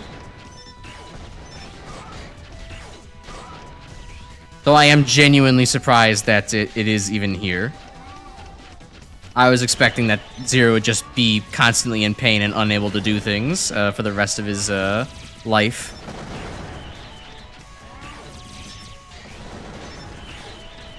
I think it would have been cool if, Zero in the Zero series had something like this, like a throwing weapon. Like, well, actually, he does have the shield. What am I saying?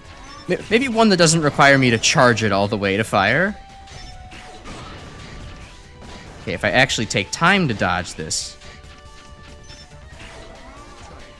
I understand using Axler right now would probably be 1,000,000 times more efficient, but I'm trying to give Zero, a chance here.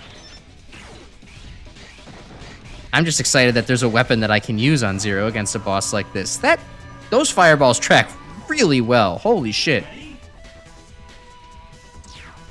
Wait till you get to X8. Zero gets 6 new weapons that all have different interactions with the special weapons. Oh, hell yeah. Y'all are selling X8 to me real good. I'm gonna love X8. I can feel it.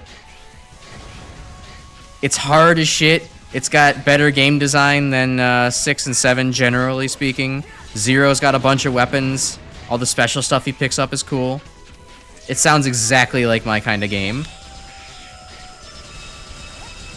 Also, I love the, I know one of X8's mechanics is like the red bar health system where you can actually switch between your characters to give them a little bit of a rest and they can, get some of their health back. I think that's pretty cool.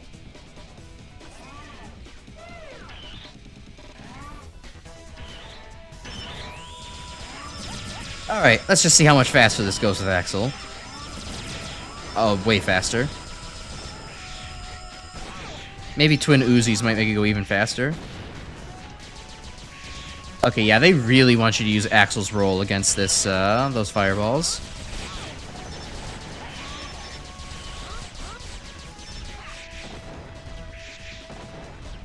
They even curve in the air! Those bastards! That's mean! Why would the fireballs have homing capabilities? They aren't even propelled by anything. Oh well. Wouldn't be the first time something in Mega Man games do that.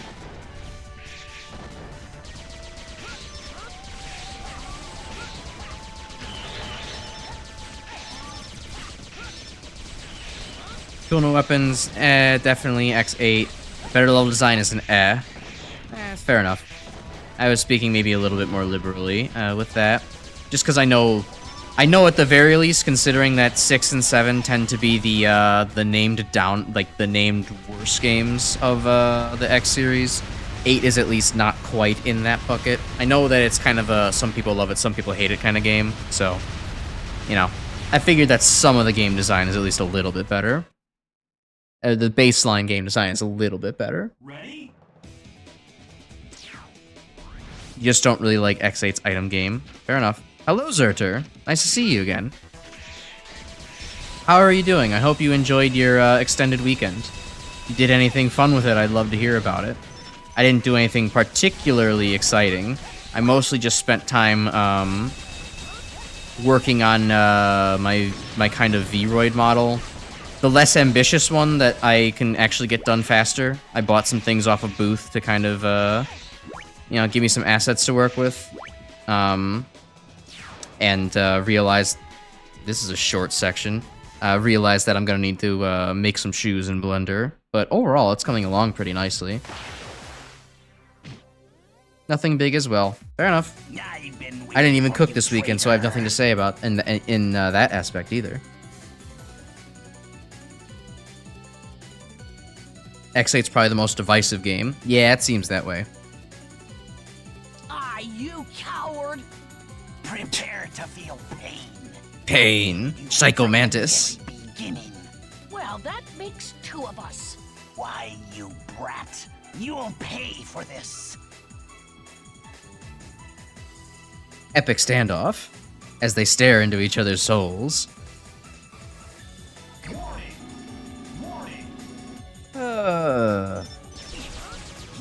Oh yeah, I guess a question from earlier if you want to participate, Zerter. What's your opinion on Taylor Swift? Personally, I'm not a Swiftie by any means, but I am someone who enjoys me some white girl music from time to time. And Antihero and You Belong With Me do go pretty hard. All right, Zero is not it. I do not want to be fighting him with Warfly with Zero.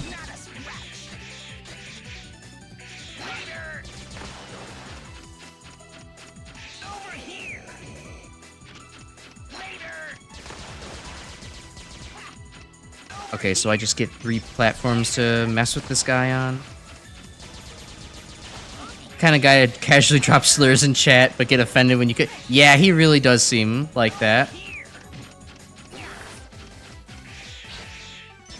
Warfly does not seem like a cool guy. He just has that entire vibe of constantly talking shit about people and putting them down. He would also hella get into gossip. 0 out of 10 would not invite to the Christmas party.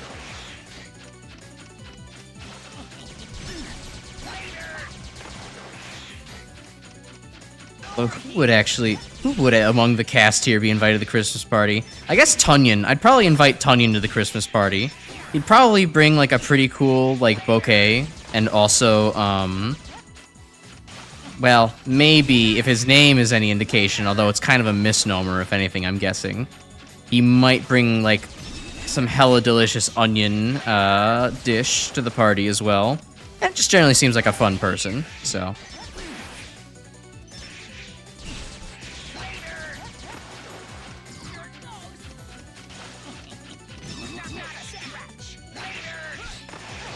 God. Okay.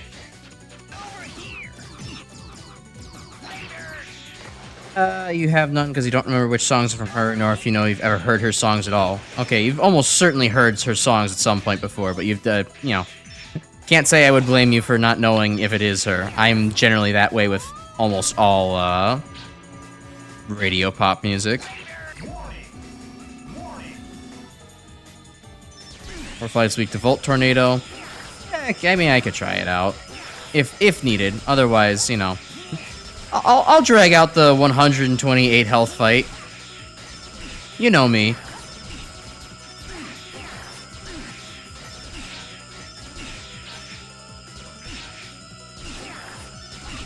I gotta say, giving a Mega Man character an invincibility frame-laden dodge roll really feels weird, along with the auto fire as well. Like, it is a Axel fundamentally has like a busted combo going for him of like abilities like and mechanics. It's just that his gun almost does no damage, and that's what holds him back. 192. Yeah, it's numbers, math. It'll buff out. Order of magnitude, right? No. Oh, Axel.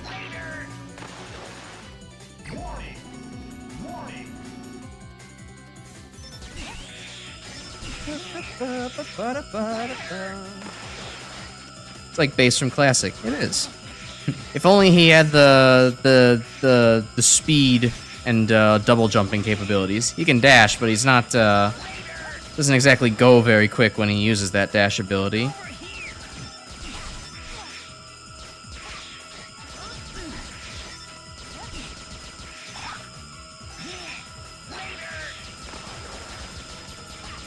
He fell into the drink. They call Axel the drink. This is why.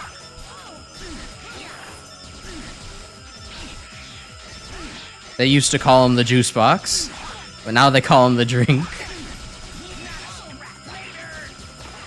All right, I am okay. You know what? I know what I said. I'm sick of this. Die.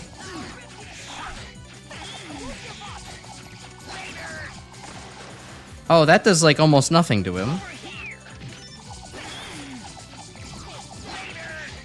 It just gives him spark mandrill disease.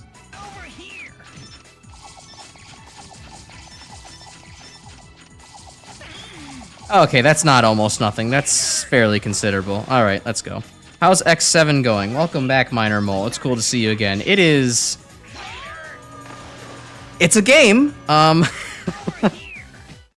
It's mostly been pretty boring so far. Both Stone Kong guy, whatever his name was, and Tunyon stage kind of put me to sleep. Hyenard woke me up a little bit and was at least a boss I had to put effort in to keep him in a rhythm, although he did deafen the hell out of me. And then now we're over here at you know, Warfly, and he's certainly giving me the runaround over here. It is a lot to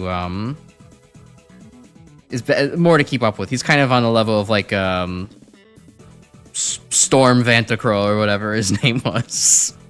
I can't remember any of these guys when they're not actually interesting. I'm sorry. Fake fan, I know, but like, goodness. Iconic bosses like Chill Penguin and Flame Mammoth, they are not. Okay, shot speed increases shot speed. Sure, I don't know. We'll give Axel some extended range. It might be useful. Yes, we did flame Hyenard. It was not too bad.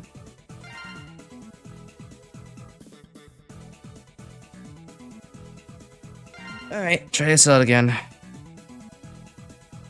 In base, it's got a dash and a double jump. Oh, no. I meant, like, Axel not having the abilities Zerter. That's what I meant to say.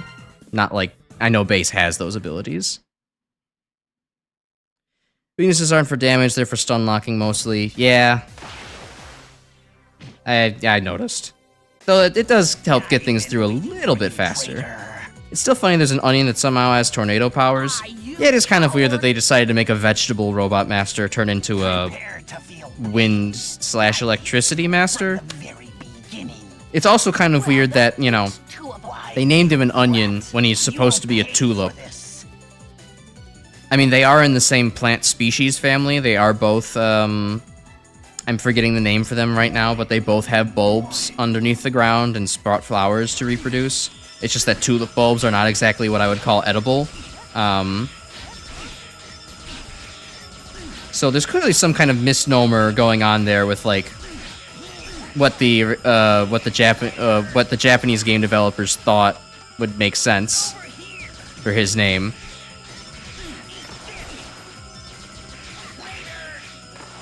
Oh god, no, not this attack. Oh no! Oh, okay. I hate that here in X7 you get like massive distance from the wall if it thinks that you're dash jumping off of the wall. It is really awkward to try to get used to.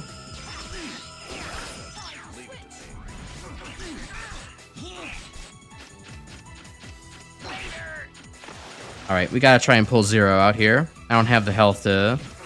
Well, I need to distribute the health a little bit.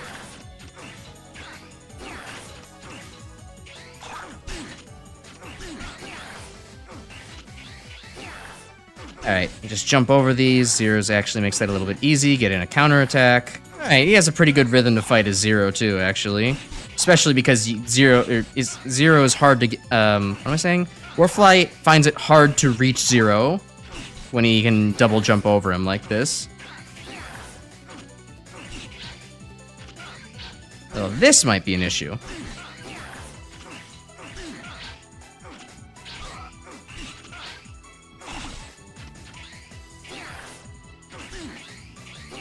Concentrating. We're almost done here.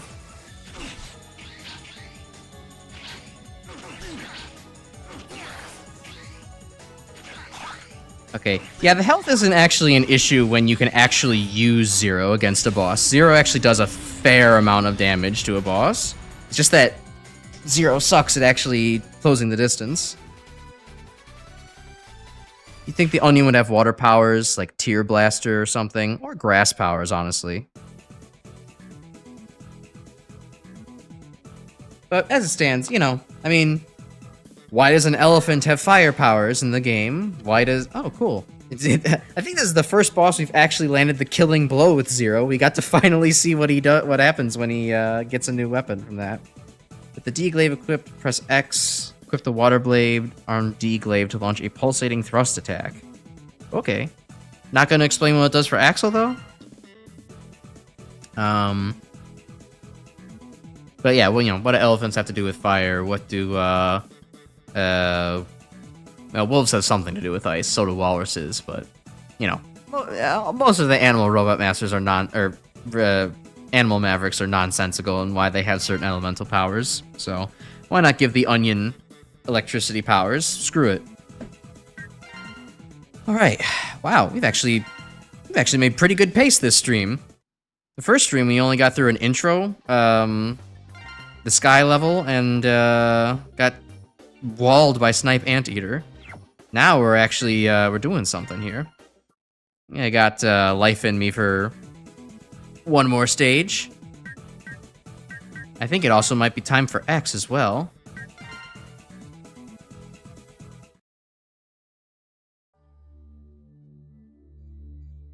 Huh? Cutscene?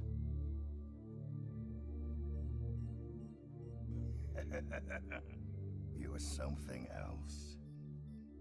Who goes there? Show yourself.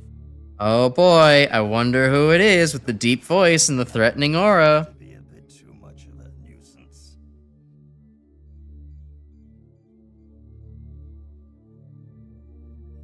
Maverick hunters? Well, sure. I don't like them. Like these guys. Nothing to do with us. We'll do as we please. Hunters or no. Get lost.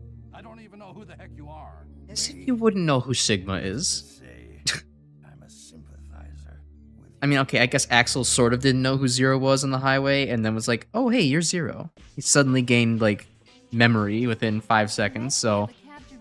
I don't know, I just don't know how people wouldn't know about Sigma or Zero in this universe. yes. Yes. But it's causing a lot of damage. Is there nothing that can be done? Not much. Even Zero has his limits. Axel is doing good work, but he's still a child. We can't expect much more with their present ability. Axel's doing more work than Zero, Signos. I think you need to reevaluate that statement. And there he is. The man for whom the game is named after. Finally deciding to get off of his ass. I'm going too. Take me with you. X? Game is easy, yay! Alright, I don't know. Things. I've got to do it. I don't watch you. I don't really miss you on the team, Baka. Zero. Let's show that red alert how it's done. See, another thing you've been noticing is a lot of trios in media and gaming becoming quartets. Or maybe a few less than what I remember. Like, what's a good example you're thinking of? Because I haven't really been thinking of that necessarily. I guess the first thing I thought of coming to mind is actually a very old example, which was with Fairly Odd Parents. Timmy, Cosmo, and Wanda also added Poof later on into the mix. And then they have to add a fifth character later as well.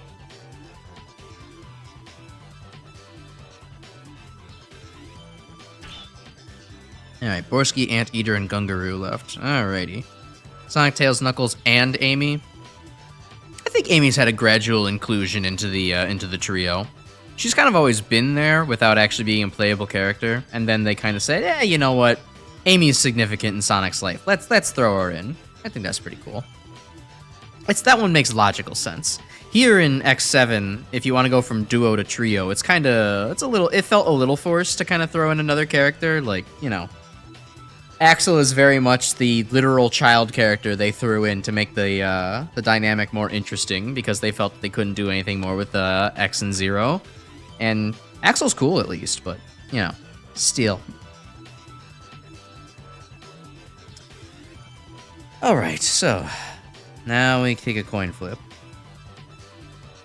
we'll backtrack another time. Maybe I'll even backtrack off screen just to get the all the X capsule stuff, because that's not worth really watching, honestly.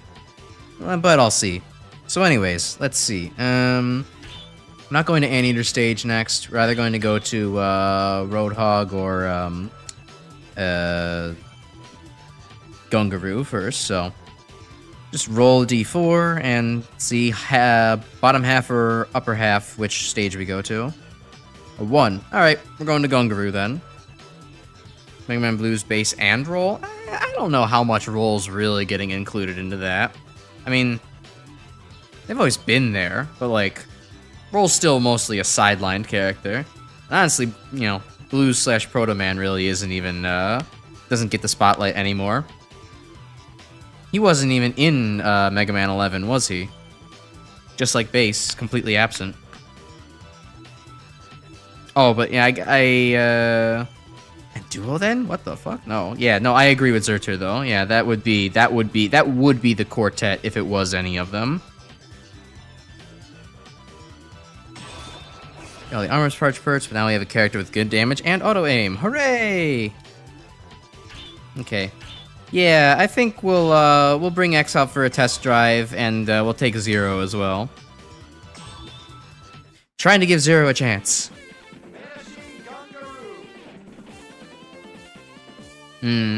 Okay, yeah, mostly fandom stuff. Yeah, most people consider roll significant in that way. That makes sense.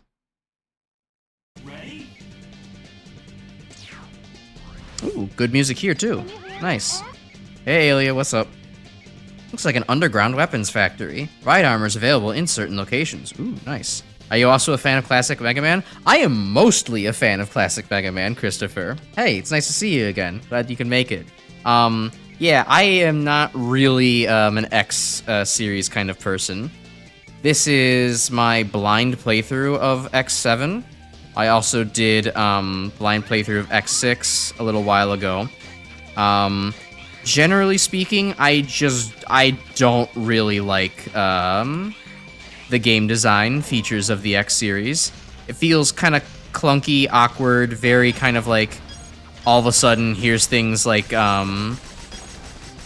or what am I trying to say here? Okay, so it's not clunky and awkward because obviously like you go fast as hell, but like there are also just like times where enemies blindside you, or like you have to be overly patient in some of the games to like not get damaged. Like X5 and X4 come to mind, where it's just like, okay, I really have to play a waiting game here with you know, with a lot of shielded invincible enemies and stuff like that. So yeah, I don't know. Not huge into X series, but I do love me some classic Mega Man. That's where my home is.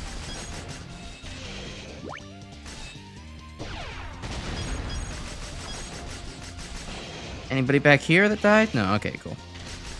Played almost all the classic Mega Man games except for 9 and 10, and yes, even Mega Man and Base. Mega Man and Base can still be fun. It's got some... I mean, King Stage 2 is terrible. That's, like, kind of undoubted. There's no reason for you to have to fight, like... to make the player fight, like, what is it? 4 bosses in one stage? Yeah, that's ridiculous. Wait, X is getting hurt? What the... Oh, no, he's not actually getting hurt. It's just the Ride Armor's health. Okay. I was worried for a second there. But 9 and 10, 9's alright. It's, for me, it's very polarizing. I'm not a huge fan of 9. 9 is too similar to 2, and I don't like Mega Man 2. We, as Grim and I like to say, we hate Mega Man 2 around here. Mega Man 2 haters, assemble. But, you know, overall, I wouldn't say it's like a terrible game. I would certainly say it's better than 2. I'd say 9's kind of middle of the pack for me. 10, on the other hand, 10 is a fantastic game. Even if the special weapons aren't very good, everything else about 10 is wonderful. I would highly recommend trying to get to play 10 at some point. Pick up the second Legacy Collection on Steam if you're curious. 11, I mean, if you've, it sounds like you have played 11. 11 is my favorite, so, like, I think, you know, I think everything about 11 except for the soundtrack is wonderful. And even then, the soundtrack isn't, like, bad. It's just kind of boring. Picking up a strong energy source below you. You don't want to fall down there without ride armor protection. Be careful. Gotcha. Thanks, Alio. Let me check up on chat. X7 is cool ride armors. Yeah, actually, this one is pretty beefy. I like it. PU still solidified what her gameplay would be. She's the Zero of Classic. Oh, powered up. Yeah, she does. I do like the fact that powered up did inspire everybody to kind of consolidate and say, okay, Roll is going to be the melee character. Did you know there was a Mega Man based sequel on the Bandai WonderSwan? Yes, I did. One of the goals with this channel is to play all of the jump and shoot Mega Man games. And that includes the weird, obscure ones that I've basically never seen anybody play. So that includes the WonderSwan Challenger from the Future. That includes the Mega Man Extreme 1 and 2. I know those aren't exactly so obscure, but to me they are. I didn't hear them until like last year. That also includes Mega Man Game Gear. And I'm sure there's others that I'm not thinking of right now, but I'm here to play a lot of Mega Man. Like a lot of Mega Man. An unhealthy amount of Mega Man and all the obscure things I can find. Sorry, I had to go away from the game there to fix the mouth sync again. Yeah.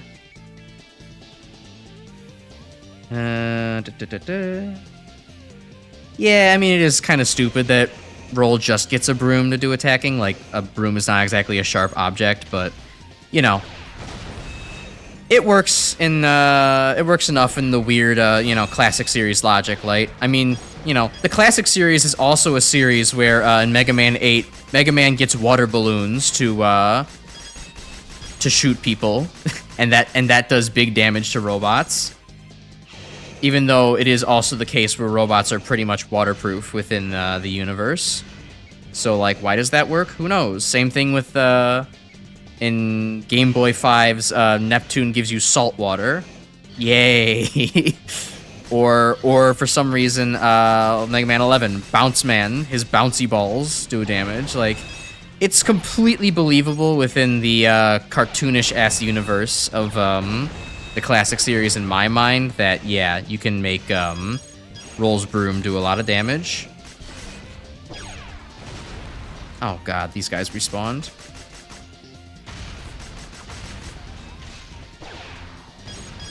Played Mega Man 9, 10. 9's definitely a little tad overrated. 10's still fantastic. Assuming an emulator from Mega Man and Base 2. Oh, yeah, I'm not going to try to find a WonderSwan and make it work. That's a little bit beyond what I'm willing to spend.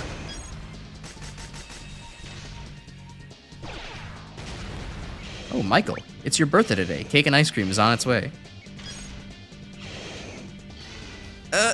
Come on, Jules, I gotta save you from the big turtle.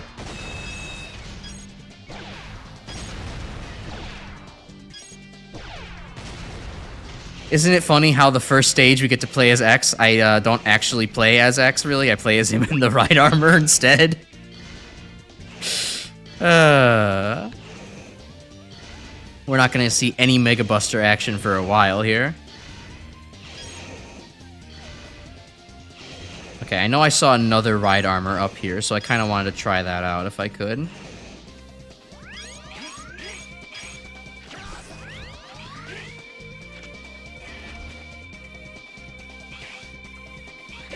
Okay, it's a little hard to judge distance in this game. Oh, hey, this one's fast. Holy shit, this is like the fastest thing I've seen in this game. I feel like I'm actually playing a video game.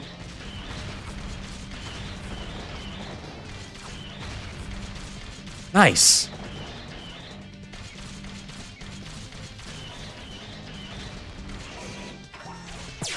Oh shit, Weird Al. He's stuck in the drink.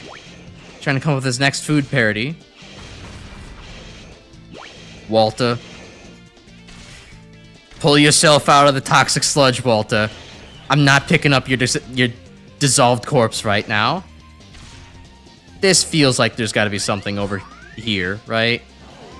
No? Is it just a trap for dumb, stupid idiots? Only dumb, stupid idiots get out of their ride armor in this area? Okay, only dumb, stupid idiots get out of their ride armor in this area.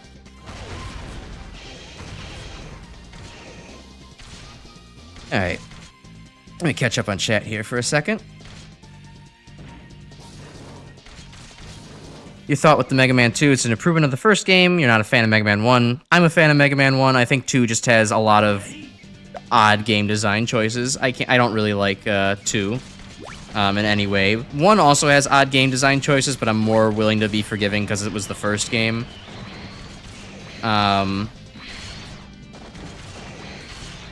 Though I would say overall, like, I like the boss and stage design more in Mega Man 1, even if some of the Wily stage design leaves something to be desired, and odd mandatory uses of Magnet Beam become a problem.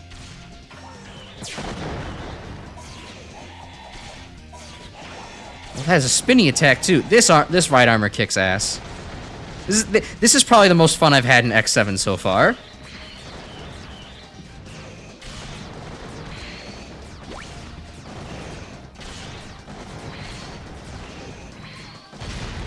I mean, I am getting my ass kicked in this right armor, but it's worth it.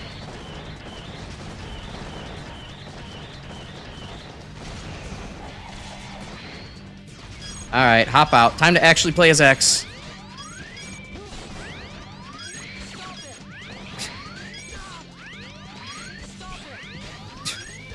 Time to hear him be whiny and constantly feel like he's in pain every time he shoots. X really be going, life is pain, I hate... Alright, time to actually catch up on chat. You played 1 to 10, and Base, the Game Boy titles. Very good. Zerter, you kind of seem to have my Mega Man repertoire before I started doing this stream thing. I would also agree Powered Up is probably better than Mega Man 1, although I don't like the fact you can't shoot through walls. I haven't actually played Power Up. That's one of the things I actually mean to play on stream at some point, because the game does look really fun to me, especially playing as all the other Robot Masters. Like, awesome. Very fun. Like, that's... Why didn't more games do that? Why did Power Up 2 get canceled? It's not fair. Let's see here. Using a broom in the context of what her primary function is. That too. It also works.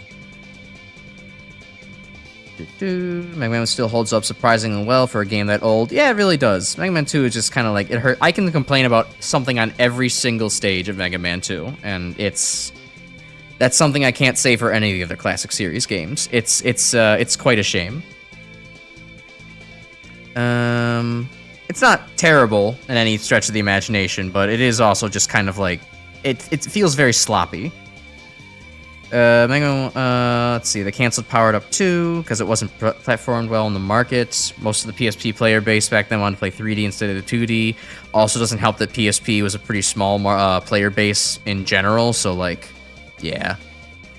I would have loved the Powered Up 2. It would have been great. Men's 2 is alright, though a bit overrated. Yeah, super overrated, I agree. I'm glad we have a group of Mega Man 2 haters. This is I could not have asked for a better community. I'm so proud of this community. Let's see. Yeah, Mega Man 2's castle's a little crap. It has a lot of stupid moments, like all the auto-platforming, and like needing to use Leaf Shield. Well, you don't need to use it to avoid damage, but that's the main way you do so. Boo Beam Trap's a stupid example of how to make a boss. There's a Sniper Joe in the hallway leading to Boo Beam Trap that you literally can't kill without taking Damage Buster only. You have to use Atomic Fire for that. Yeah, there's a lot of stupid shit in Wily 2's castle. Mega Man 3 is a step in the right direction, but not there yet. I fully agree. I liked Mega Man 3 for a while because it was the first Mega Man game I ever beat. But coming back to it, I just really hate the weapon selection. And the Doc Robot stages, while I like them in concept, they are kind of a little bit up and bumpy in execution. Mega Man 4 is peak NES Mega Man. Okay, I like Mega Man 4 a lot. It's definitely high up on my list. I'm a little weird. I like Mega Man 6 more than Mega Man 4. I don't like the fact that Mega Man 6 eats a lot of inputs and has kind of weird, like, jumping out of slide lag. But otherwise, I do find Mega Man 6 to be a lot more fun, just because I like its weapon set. It's very powerful. I mean, Mega Man 4's weapon set is also very OP, but, like, 6's feels a bit more balanced and powerful. Plus, I'm a sucker for the Rush Jet and Power Adapters. I did a playthrough once where I basically used Power Adapter as much as possible. after beating Flame Man. I'm pretty sure I did my best to not use the Buster unless absolutely necessary. It was really good stuff. Oops, clicked out of the window. Yeah, your favorite classic Mega Man are 4, 6, 7, and 11. Holy shit, Christopher, we have exactly the same preferences for classic Mega Man. Although I think I would add 10 to that list, but 4, 6, 7, and 11 really are like some of the peak games for me as well. Nice, double-digit stream, or double-digit viewers. It's cool. While I'm sitting here yapping away instead of playing the X7, but that's probably more entertaining than the game is. Powered up in the middle of the 100 completion. Spoiler, it's a bit of a chore. Yeah, powered up is kind of large. I don't know if I would go for 100% if I were to ever stream the game. Just, you know, playthroughs with the main cast. 5 was a flop. 5, I think 5 for me, I like to call 5 is, hey, door, you want to, like, open? 5 for me is, like, the most average Mega Man game that exists. Like, there's nothing wrong with it. It's just fine. I think it's a good place to introduce people to Mega Man. Can I not get through this door? Okay. I had to press shoot in a very specific spot to move. Like, I like Mega Man 5's weapon set, even if it's a little weird. Mega Man 5 stage and boss design is generally just, it's good, and that's really the most I can say about it. It's not great, it's not poor in any spots, it's just good. It's a, oh wow, Alia wasn't kidding. There is a lot of ride armor around here. So, yeah. I have a unusually high opinion. Well, I wouldn't say unusually, but Mega Man 5 is just, it's fine. I like you know, seeing anyone else's opinions of it though. For me, I do like X5, or God, I keep saying X because I'm in the mind of the X series now. I like 5 more than 2, 3. I think 1, and, what's the other one that I'm thinking of? Haven't named. Oh, and 8. 8, more than 8 and 9 as well. 8 and 9 are not really high up on my, opinions list.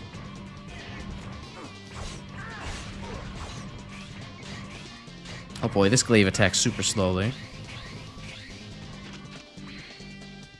Let's see, is there anything else fun around here to go and grab? Are there any Reploids in need of rescue? Are there any heart containers in this room? I would put a heart container in this room if anywhere.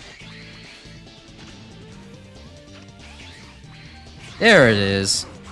X, you need that. You need some of that.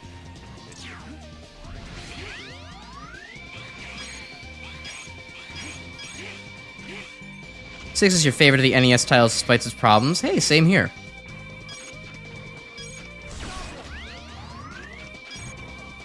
Although, yeah, 7 really does a lot of things right. I mean, some of its weapons could be better, but 7 is honestly, like, it has great stage design. All the bosses are well thought out. Okay, Slashman maybe notwithstanding. Slashman's maybe a bit of a jerk.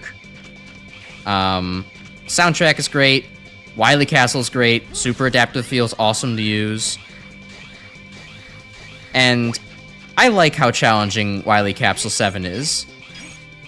He still gives me a run for my... What the hell? Oh, that's an E sub-tank. He still gives me a run for my money, no matter how many times I fight him. Still maybe... I would maybe prefer him to be a little less of a pain in the ass to dodge, but... I would say he was still fun. And then 5 for the Game Boy. Yeah, 5 is an incredible game on the Game Boy. I like 4 a lot as well on the Game Boy. Oh, but 5, I mean, you really can't beat Star Droids. They're creative, they're different, their weapons are generally pretty good. What else? Soundtrack for 5 is great. Sunstar is just legendary. You gotta love Sunstar's music. Okay, I hate this glaive thing. This is not good. It's way too slow.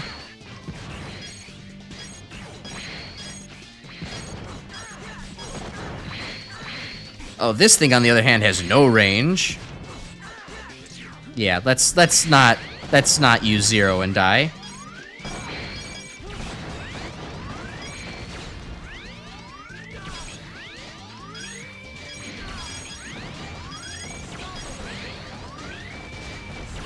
Oh, there's a right armor over here. Well, that makes my life a lot easier. Brick Break 14, hello. Alt account. I'm going to guess is this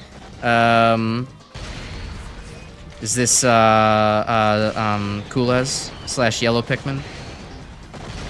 It's nice to see you here. Come on. I'll catch up on chat after blowing these guys to bits. After blowing these guys. Yes, okay, cool. I guessed correct then. 13 and 14. Okay, why do you 2 alt accounts? All right, come on. You don't need to be doing that.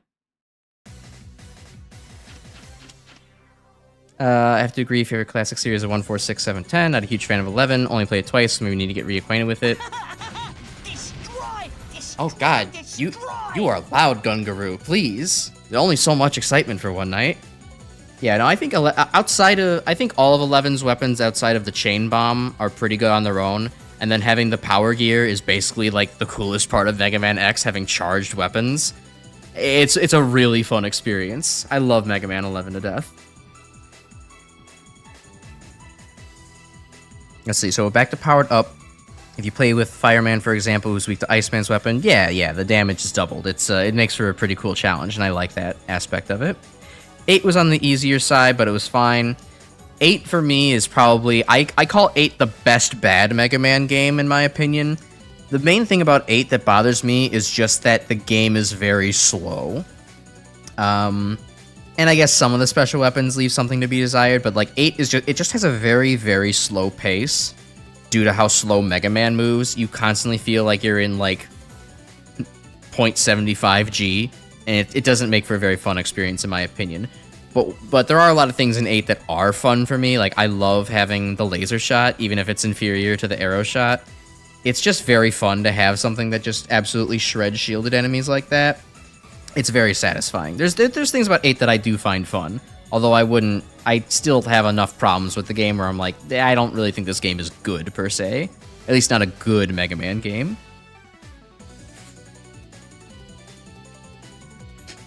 Yeah, Mega Man 7 is very much proportional to how skilled you are at the game.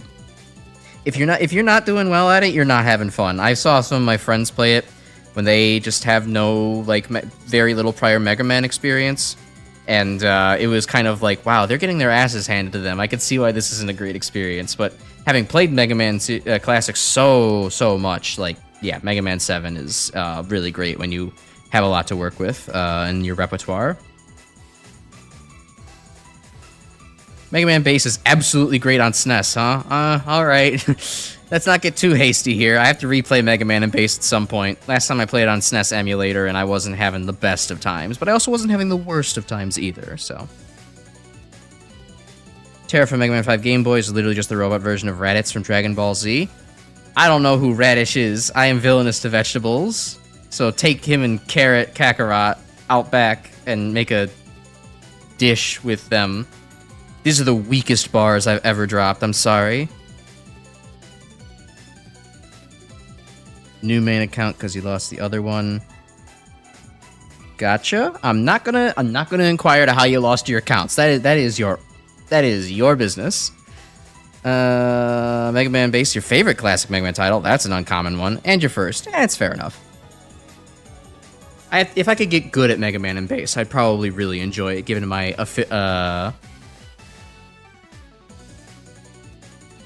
I can't think of the word that I'm trying to think of, but given my, penchant for challenging Mega Man games.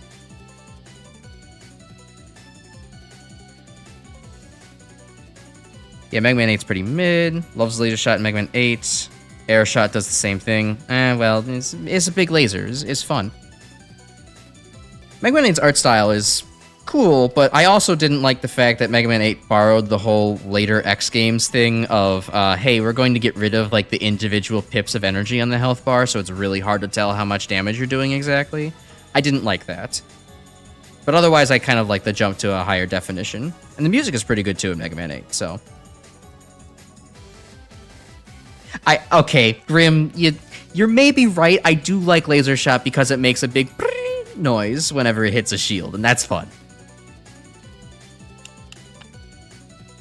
Either take Mega Man 8 and base slow or you speedrun it. Oh, so I should just play it like the X games. That's where I'm going wrong. Alright, let's get back to Gungaroo. Look at me! Look at me! I'm king of the mountain! I want to put this guy in a coffin already. Stop it! Stop it right there!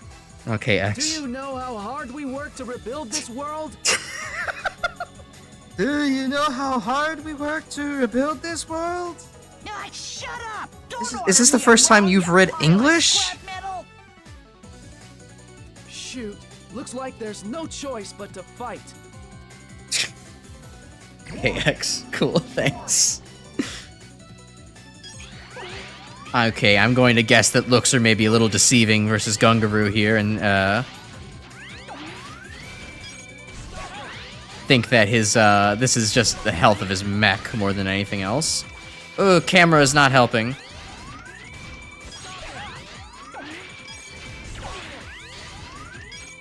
But yeah, X does damage. Woo! That's a good feeling.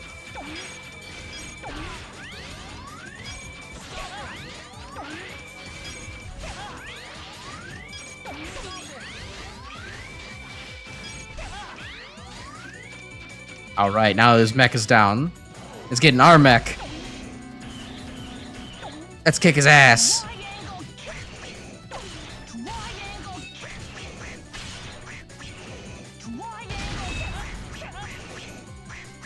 Alright, this AoE explosion seems to do the trick pretty well. We were all 10 years old once. We all picked laser shot because it made a cool noise. Yeah, and I'm still mentally 10 years old when it comes to that.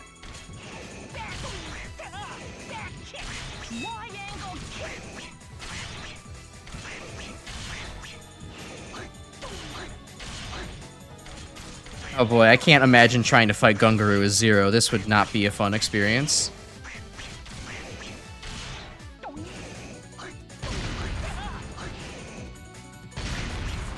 Mech's about to die, but we got some good hits in with it.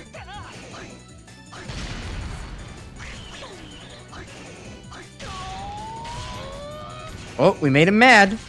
We made him angry even. I'm probably going to die just because I don't have any health.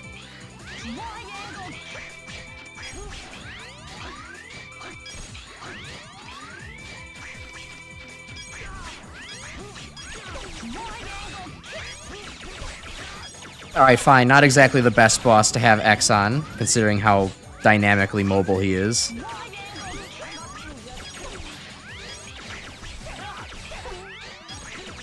Actually, wait a minute. I probably have some subtake energy. Okay, not very much. Sorry. Ugh, phlegm in my throat. Nice number of subscribers. Yeah, I was tempted to make a post about finally reaching 69 subscribers, but I'm like, I don't know. I'm not exactly above that, but I was kind of like, I can wait. I was the next subscriber special the next subscriber acknowledgement I planned was on 100, so I figured it's probably not necessary to recognize the 69 right now. But I guess we're doing that on stream, so we did in fact recognize it.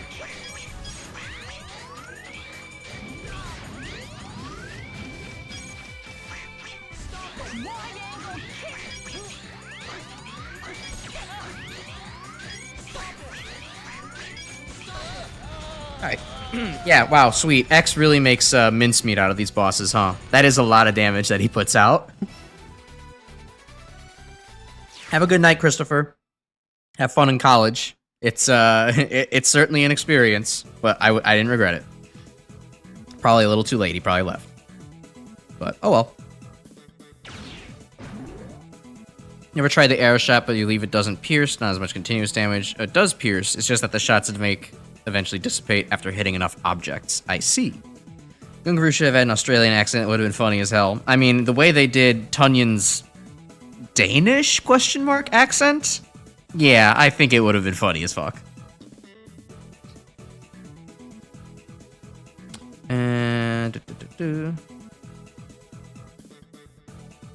explosion. That's just the name of the weapon, huh? Y'all really gave up on this one? Although short range, the weapon releases an explosive wave of energy directly in front of you. Well, we all know how great melee is in this game, so... Oh, no. I didn't say anything about partying. I said this, you know. College is fun. It's, though there are, like, you know, 8 a.m. classes. That does suck. I won't miss those ever again, but... Still, for me, college was great because I got to finally get away from living with my parents.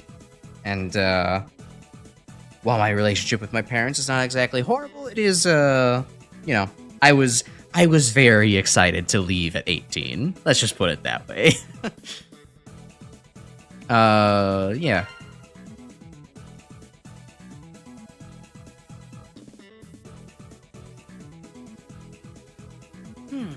Right. Let's see. We have... I mean, normally I would end stream, but I'm having a little fun. I can just go ahead and clean up and backtrack for a couple of armor parts for X. That seems like a good use of my time. Yeah, we need to give X some chips now. Okay, so that's X's damage, enables a rapid fire normal attack. I mean, that's kind of already what we have, so not exactly useful. Alright, yeah, I guess we'll just, we'll give X some RNG chance to do a little bit more damage. I don't even know what filling up the special one does, actually. It's probably not worth it, so I'm just gonna skip out on it.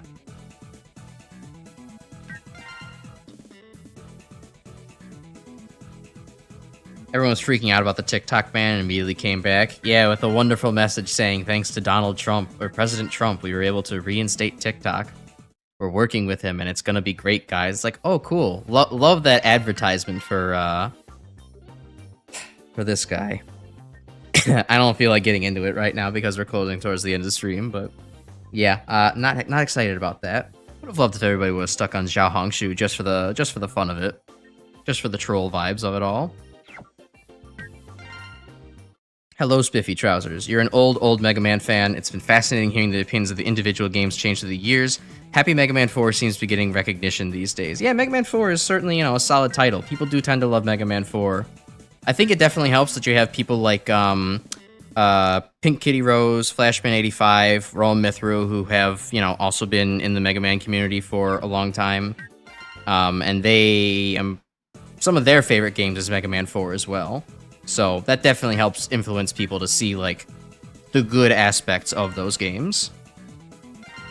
God, Alia, there's too many confirmation buttons to click with you.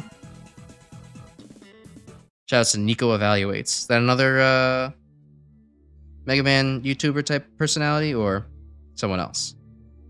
Leg parts in Stone Kong, arm parts in Hyanards, body parts in Korangs. Gotcha. Oh, you. Don't surprise me like that. You mean Axel's imitator ability? Yeah. Oh, Sigma. Sigma's talking. I have no idea how he does it, but it's our secret weapon. Not much of a secret anymore. Doesn't work half as fast. But his talents are wasted as things stand. What? What do you mean? Would you be willing to place a wager Oh god, who's on a little idea? I love how they gave Sigma kind of a Satchmo voice. It's very funny. I don't know why they decided to give Sigma the little bit of a kind of sound to his voice, but it's peak. I love it. Your mentor and person who introduced me to the great world of Discord. Oh, sweet. Might have to take a look at that person at some point. Yeah, we're skipping head parts for Anteater. That doesn't seem like fun. We'll come back to that next stream. Played part by Fat Albert, apparently. It'd be more pleasant. More pleasant than Sigma. It might actually give a community of, you know, what am I trying to say? Ragtag children a, you know, a mentor figure to look up to rather than trying to infect the whole world. It would be a step up for him. Alright, yeah, so let's go back to, I remember where Crow Rings is, so let's go get X's part. And we'll take Axel and X with us. Get through this a little faster with Axel's hovering abilities. Oh yeah, absolutely. Go play Mega Man 7. go play Mega Man 7, Cool S. Like, do that. Like, it's good. It's very, very good. Once you get used to it, it makes sense. You also kind of have to play it a little bit like the Game Boy games, just because of how much there's more screen crunch in Mega Man 7 compared to the NES games. But once you get used to all the weird quirks of 7, it's a very, very solid experience. Oh, I remember this plane. It crashes. Oh, okay. It was also slippery, too.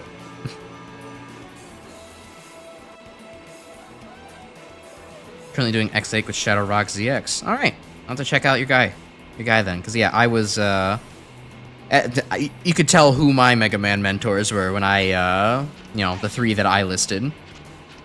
I grew up on watching PKR, Roam, Flashman 85, / Gemini Laser, / Nathaniel Hoover, staff writer for GameCola.net. Although, as I have learned, it is now a former staff writer for GameCola.net. He has simply moved on. Oh god! Oh, whoa, whoa, whoa, whoa! There are weird physics on this red plane.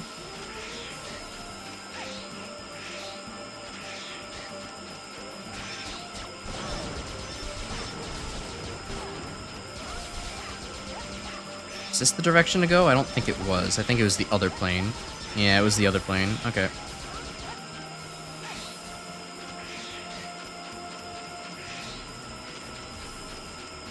Alright, oh, and this is the one that crashes. Okay.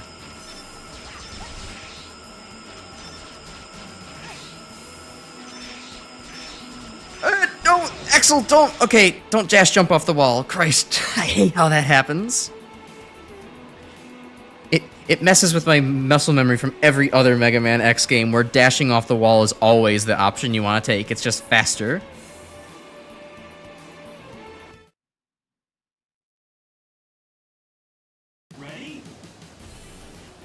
Yeah, I remember where the part was for this stage. That's why I came here first.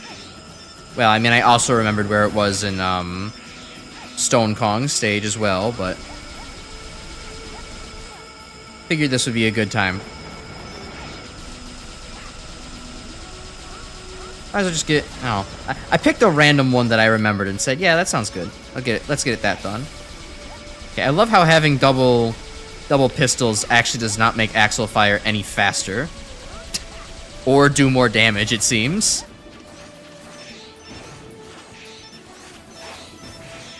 Thankfully, Flame Heinard's explosion weapon is actually pretty nice in the damage department. So, yeah, that was way less of a pain in the ass than the first time I did that. You're currently playing Super Metroid. Nice. Is it the first time or a repeated time? I've played Super Metroid maybe once or twice. Fun game. I really love it. It's certainly my reference for the entirety of the Metroid series. I don't quite have everything committed to memory, but, you know, I can speed through it in be about a weekend or so. I can get through and collect everything, 100% it. I love also the atmosphere in Super Metroid is probably my favorite thing too. Super Metroid has an amazing soundtrack. Nothing that you don't know already, but like the ambiance in Norfair, Brinstar, Meridia, it's chillingly good everywhere you go. So yeah, big Super Metroid fan as well.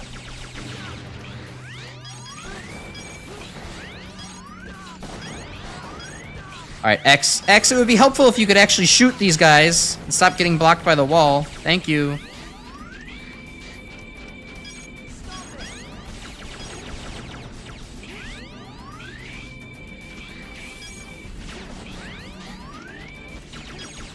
Shoot, shoot, shoot, shoot, shoot. Oh, wait, that's health. I could use health. Give me that. Almost died for it. Also, come to think about it, I think this is is this the only 1-up I've seen so far in the game? That can't be right. I think I've seen I feel like I've seen at least one other one in Snipe Anteater stage. But there are very few, like, one-offs actually placed around the map in this game.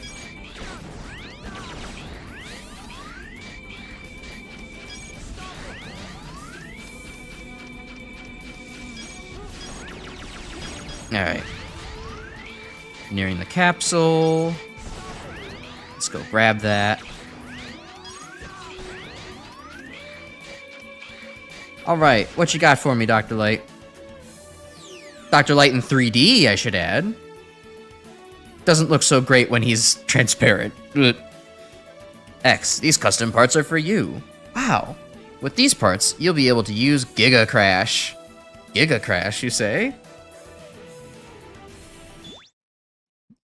You know what? I was about to make myself bigger, but OBS is not cooperating and grabbing my thing.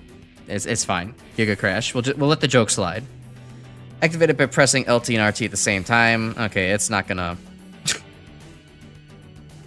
yeah, it's not gonna be worth anything. Okay, that's weird. So Light feels... it feels like Light's not actually talking to X in that capsule dialogue, but in other games, he's very explicitly talking to X or Zero when it comes up to the capsule. Dumb little discontinuity. Oh well. Alright. Let me catch up on chat here for a second.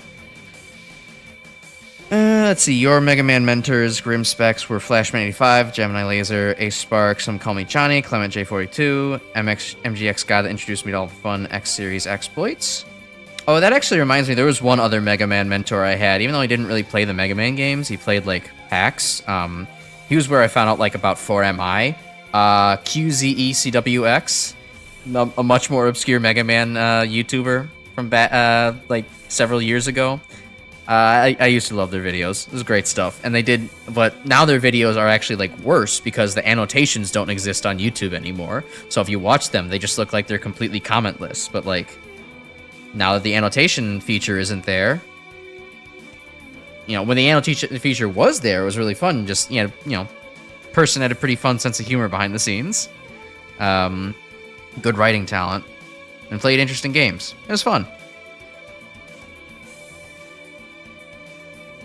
Ooh, racing classic Mega Man with deranged rules? Now hold on, that sounds like a font of inspiration for me, because I'm looking for ways to play the classic series eventually on this channel in a way that's interesting and not just like, you know, a drinking stream or something like that, or like a damage shuffler, because both of those are cool, but they're overdone. But to play with deranged rule sets, the classic series, that might be something I'll have to actually really genuinely take a look at, see if I can't find any weird stuff to do in that vein. Because the classic series I've played so many times to death, it wouldn't be, like, interesting for me just to play it the same way around. It'd be fun, but, you know, I could do better. Oh, cool, you're making good progress on Super Metroid then, Brick Break. That's cool. You're gonna love it.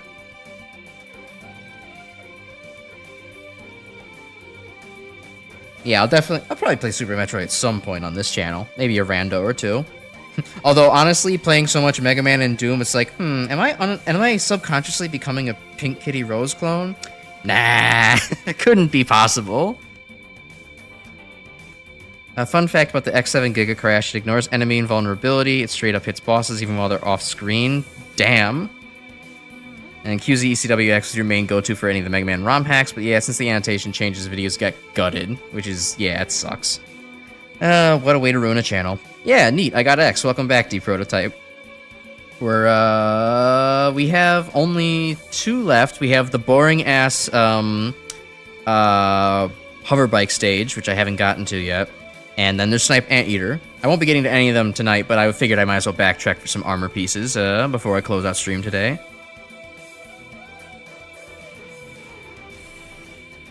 One of the more unique rule sets they have done is the Godmore. Tell me more. I'd be interested. Tune in next week when Crash streams 8-bit Deathmatch. That's certainly a bygone era. I don't think that's happening soon. Although, I would love to actually do an 8-bit Deathmatch stream with, you know, viewer participation if we had enough people to fill up a server. One day we'll do it. One day. Okay. Yeah, we'll escape here.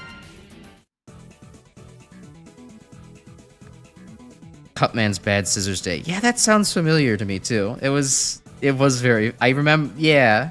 You're reminding me, I was like, there's some positive association I have in my brain with that game and that name. I just don't remember anything about it. I never actually played any Mega Man ROM hacks personally. I've just seen them. That's something I plan to correct with this channel, though. Like, I think after... I don't know. I already know what I'm doing after X8. I'm playing the Mega Man RPG prototype for a little bit. But, I do plan to get to more ROM hacks and fan games as I play this, as I play stuff on this channel. I've always wanted to try out 4MI, but just never had a good excuse to, and I'll get to that at some point. Oh. Darn. You always hate it when a creator sucks. Bad Scissors Day being creator being kind of a jerk. Oh well. You know, I say that, on the topic of the death of the artist, you don't know if the artist is alive or dead until you hear their opinions. And if their opinions are bad, you can just consider the artist dead for purposes of interpreting their work. That's just how it goes.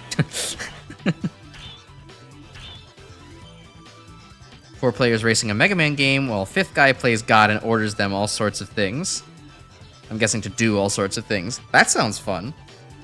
Imagine if I had to get backseated by Ilvo and Grim to play through the classic series and be like, okay, Crash, it's time to pull out Spark Shock. You now must use this for the rest of the stage. And I'm like, you monsters, you absolute horrible people.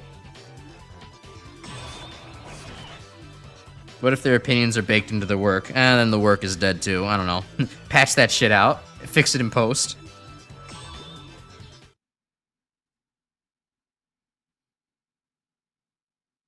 Ready?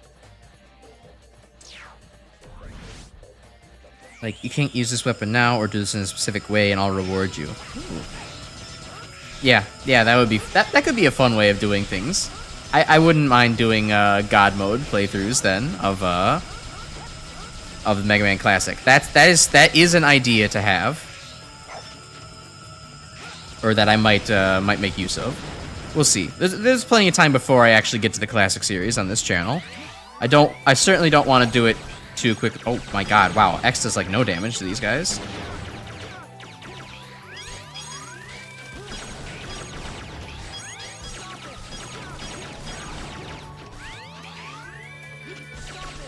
In terms of ROM hacks, you definitely say 4MI and 5 air sliding are definitely worth exploring. Probably the 1 Mega Man 6 hack, Indonesian Artifact, I think. I've heard of that as well. It's pretty good. No Constancy is good, but kind of balls hard. That's okay. I like insanely difficult games. I play roguelikes all the time. I don't like, I love it when a game kind of pushes my shit in a little bit. But only a little bit. Then it gets frustrating afterwards. There's a balance.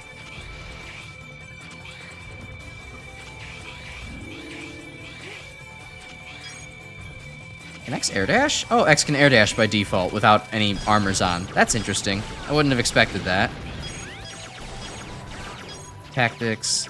This game started X having another tier of charge shot. What do you mean? Like, I noticed he has, like, he's got, like... Okay, so he has, like, this little one. He has, like, this moderate one, I guess. And I guess he has this huge one. Yeah. Alright, I get what you mean. It's just a little less apparent because they're all blue.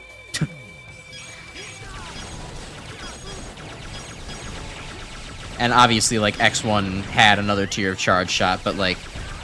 Or X1 to 3 had another tier of charge shot, but, like, it was, you know, behind armors. So maybe by default things are a little bit different here in X7.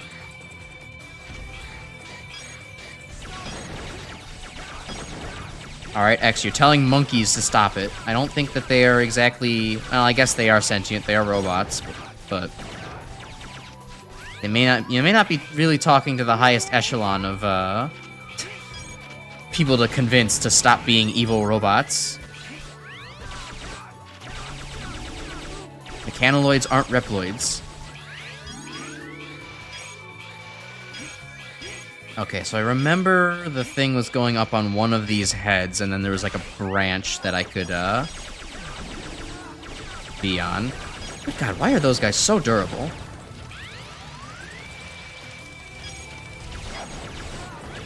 Alright, let's switch over to Axel. He has a health bar. Oh wait, actually, no. I need to explore the weapons on X for a little bit here. So what does X have? Okay, so this is the uncreatively named explode. No, wait, this is Flame Hyanard's weapon. Good God, these guys are way too durable.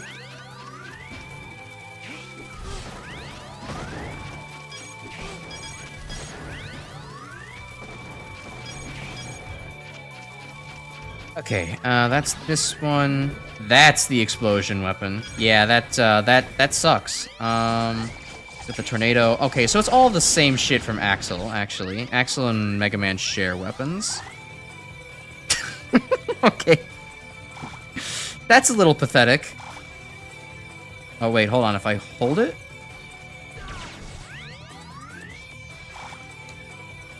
How did I get it to go so far that one time? I was mashing the button, it went a lot farther. Alright, whatever. Anyway, oh right, that's not a pit. Oh, that's the guy I should not have killed. Maybe he'll come back? No, he won't respawn. Alright, into the pit.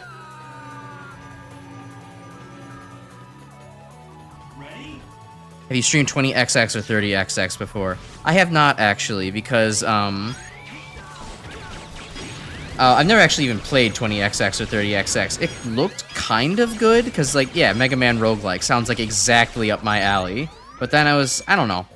I was, like, thinking about it a little bit more, and I'm like, this game doesn't sound like it makes sense in a lot of ways. There's just a lot of mechanics that just don't feel quite right. Why does using this weapon use half of my fucking energy? That's ridiculous.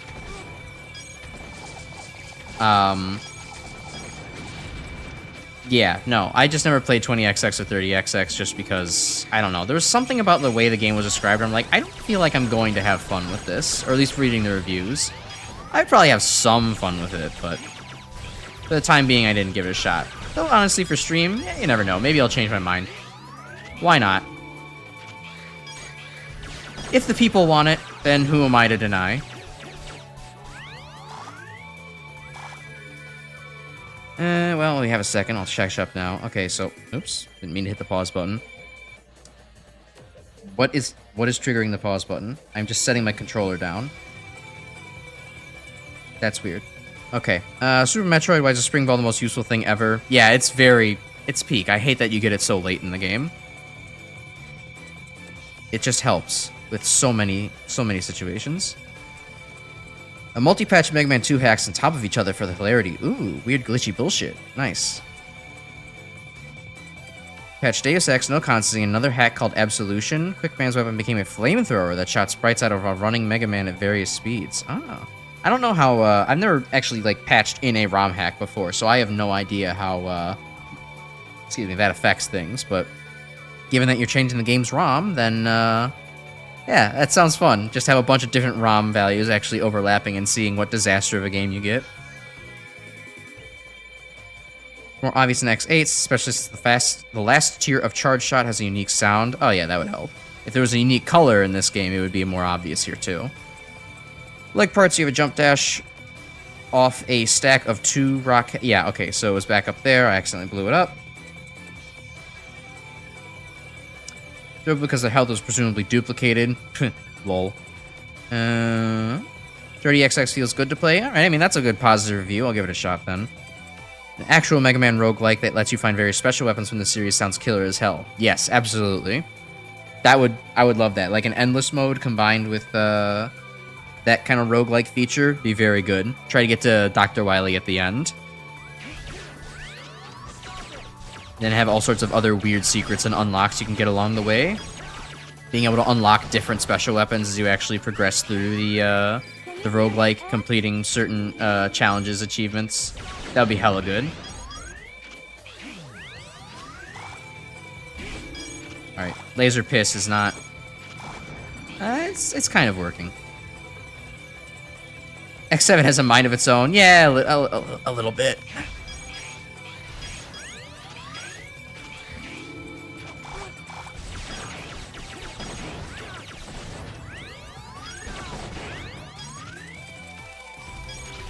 Alright, I gotta remember. I won't I will not destroy the big monkey head up here. Oh, this is the stupid shield. I don't want that. This is the boomerang. Also not... It's not bad, actually. It's better... the shooting is just better.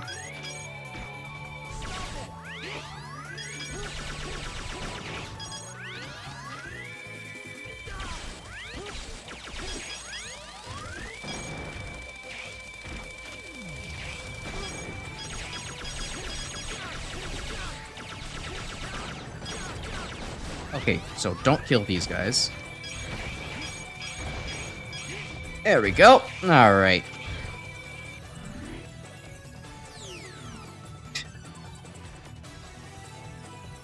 My dear X, take these feet. Okay.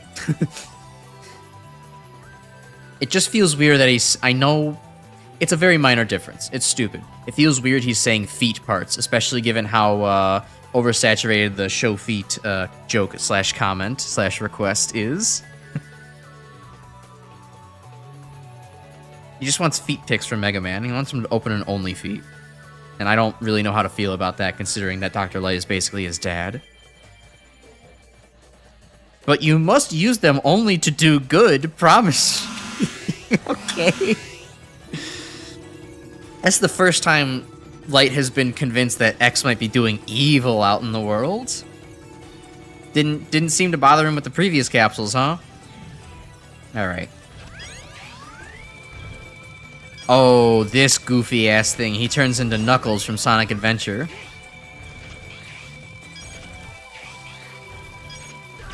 That's certainly...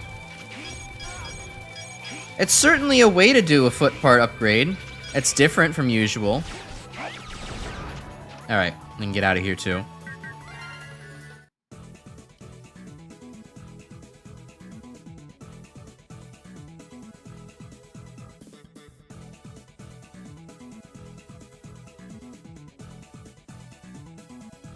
Virtua game you mentioned is also faithful to Mega Man Zero. Ooh, sweet. I love Mega Man Zero. I love how I'm just happen to be climbing the ranks with X. And Axel and Zero cannot get out of D tier hell. It's amazing.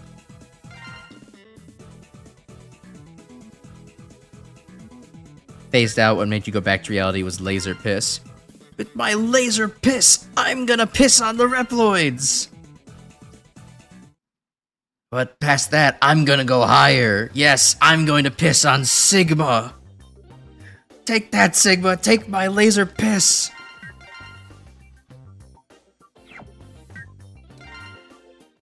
Alright. I think that's probably what I have in me for tonight. Catch up on chat is the last type of thing.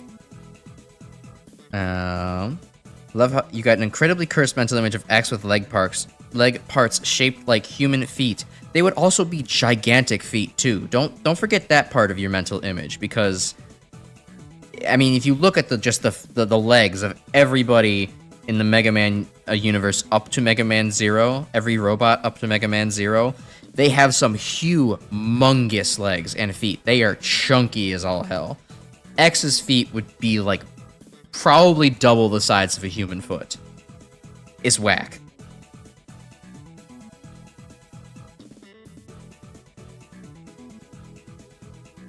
The armor is shaping up to look kind of cool. I do like how you can actually get it piece by piece again. Good callback to the first 3 X games. Or first 4 X games. Let's see. X, I've designed these feet parts to allow enemies to suck on your toes while you destroy them with your buster. Yes, X, I'm a bit of a freak, but it will also charge your Giga attack. This Giga attack shoots a white stream, never mind. We'll stop there. He used to mock X for being a B-class hunter. Yeah, now he's SA, and no fools can ever get close to his rank. My little boy grew up. What if Reploids were instead called Freaky Loids? Instead of going Maverick, they suck toes. They went freaky. Yeah, that would be something. that is an idea you did just say, in fact. I